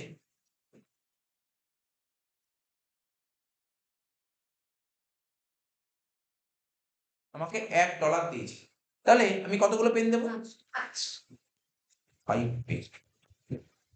তাহলে কি হলো এখানে, এখানে দেখ আগে 7টা পেন, তাহলে আগে 7টা ছিল, আর এখন কটা পেন হচ্ছে, 5টা পেন পাচ্ছে। তার মানে ওরা কি ভাববে, ইউএস এর লোক কি ভাববে, এই আমার এই দেশে পেনের দাম বেশি, ঠিক আছে, যা এখন এখন এখন নিতে হবে।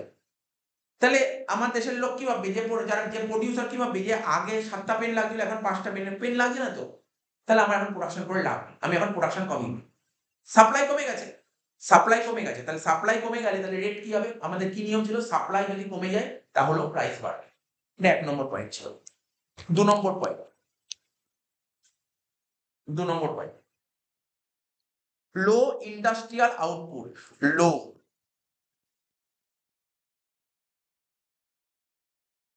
Industrial output. তো যে ইন্ডাস্ট্রিয়াল আউটপুট, মানে ইন্ডাস্ট্রিয়াল আউটপুট অনেক লো হচ্ছে, কম হচ্ছে, কম। ইন্ডাস্ট্রিয়াল আউটপুট কেন কম হচ্ছে, কেননা কোনো গুডস প্রডিউস করতে গেলে কি লাগে জানিস, কোনো গুডস প্রডিউস করতে গেলে কি লাগে, লেবার লাগে আর র মেটেরিয়াল। কি লাগে, লেবার লাগে আর র মেটেরিয়াল, র মেটেরিয়াল আর লাগে আর লেবার লাগে। লেবার কোন লেবার, তো দু রকমের পাওয়া যায়, একটা স্কিলড লেবার আর একটা আনস্কিলড লেবার। তাহলে তুই চাইবি তোর কোম্পানিতে বা তোর ফ্যাক্টরিতে প্রোডাকশন হবে, তুই কোন লেবারকে দিয়ে কাজ করাবি, স্কিলড লেবারকে দিয়ে কাজ করাবি। আমাদের দেশে স্কিলড লেবারের খুব অভাব, ঠিক আছে, স্কিলড লেবারের খুব অভাব, পাওয়া গেলেও তাদের রেট খুব বেশি, হাই রেট দিয়ে ওদেরকে নিয়ে আসতে হবে স্কিলড লেবার, ঠিক আছে।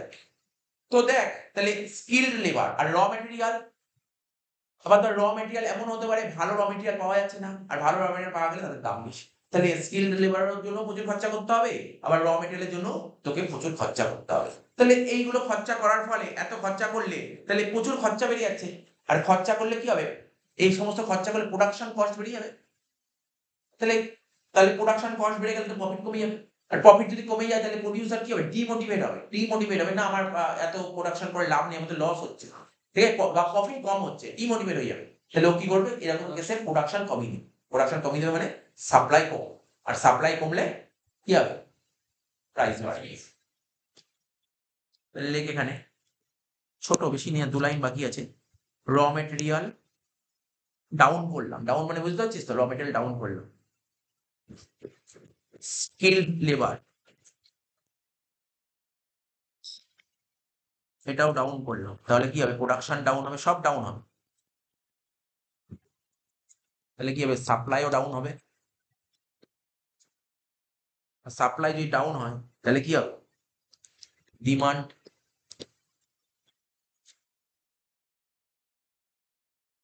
ডিমান্ড কেন হলো? সাপ্লাই যদি ডাউন হয়ে যায়, সাপ্লাই কমে গেছে, সাপ্লাই কমে গেলে তাহলে কি হবে? সাপ্লাই যদি কমে যায় তাহলে তোর কি করে? প্রাইস বেড়ে যাবে। লাস্ট দুটো point, increase in production tax. লেখ 3 নম্বর পয়েন্ট লেখ, increase in production tax.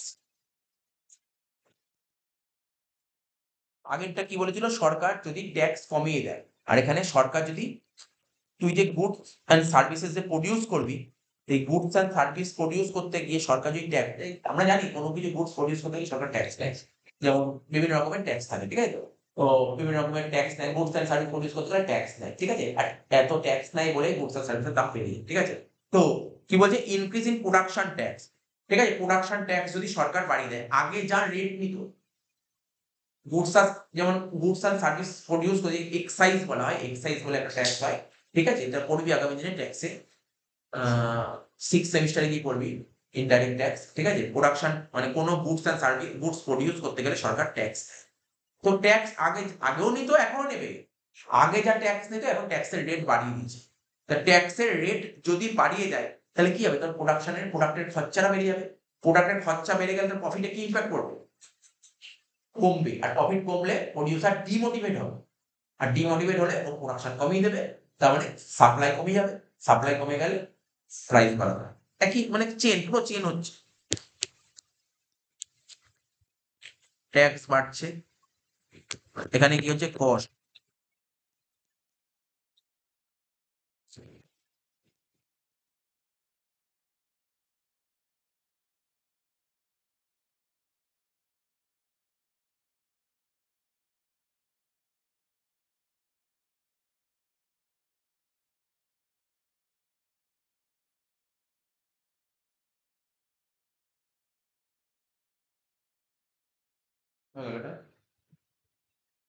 Last point, black marketing.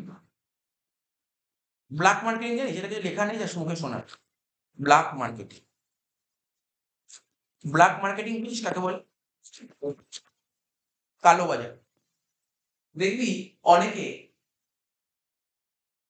প্রচুর মাল গোডাউনে স্টক করে রাখে, গোডাউনে স্টক করে রেখে জিনিসের দাম যখন বেড়ে যায় ওরা ওয়েট করে, পুরো মালটা পুরো স্টক করে রাখলো, পুরো মাল মানে কালো বাজার, এটাকে কালো বাজার বলে, প্রচুর মাল স্টক করে রাখলো, স্টক করে রাখলো। এবার যখন মার্কেটে যখন ওই গুডসের প্রচুর ডিমান্ড কিন্তু মার্কেটে সাপ্লাই নেই, ঠিক আছে, তখন ওরা ওইগুলো বের করলো, তখন ওরা বের করলে হিউজ দাম নেয়। যেমন কিছুদিন আগে যে পেঁয়াজের বিজনেস ছিল, পেঁয়াজ, পেঁয়াজে জানিস কয়েকদিনই আগে বা 1-2 বছর 2-3 বছর আগে পেঁয়াজের দাম প্রচুর চলে গেছে, প্রচুর চলে গেছে, মানে 100-র কাছাকাছি চলে গেছে, কিন্তু রিয়ালিটিতে অত দাম হয় না। ও পেঁয়াজ যখন দেখলো, ওরা খবর নেই এবছর কেমন প্রোডাকশন হয়েছে। যেমন ধর বলছি, অনেক বছর না আলুর দাম বেড়ে যায়, কোনো বছর আলুর দাম বেড়ে যায়, কেননা এই বৃষ্টি হচ্ছে, বন্যা হচ্ছে, আলু চাষিদের প্রচুর ক্ষতি হয়, আলু বেশি প্রোডাকশন করতে পারে না। এবার কিছু লোক আলু কিনে নেয়, আলু স্টক করে হিমঘরে রেখে দেয়, ঠিক আছে? হিমঘরে আলু রেখে দেবে, ঠিক আছে?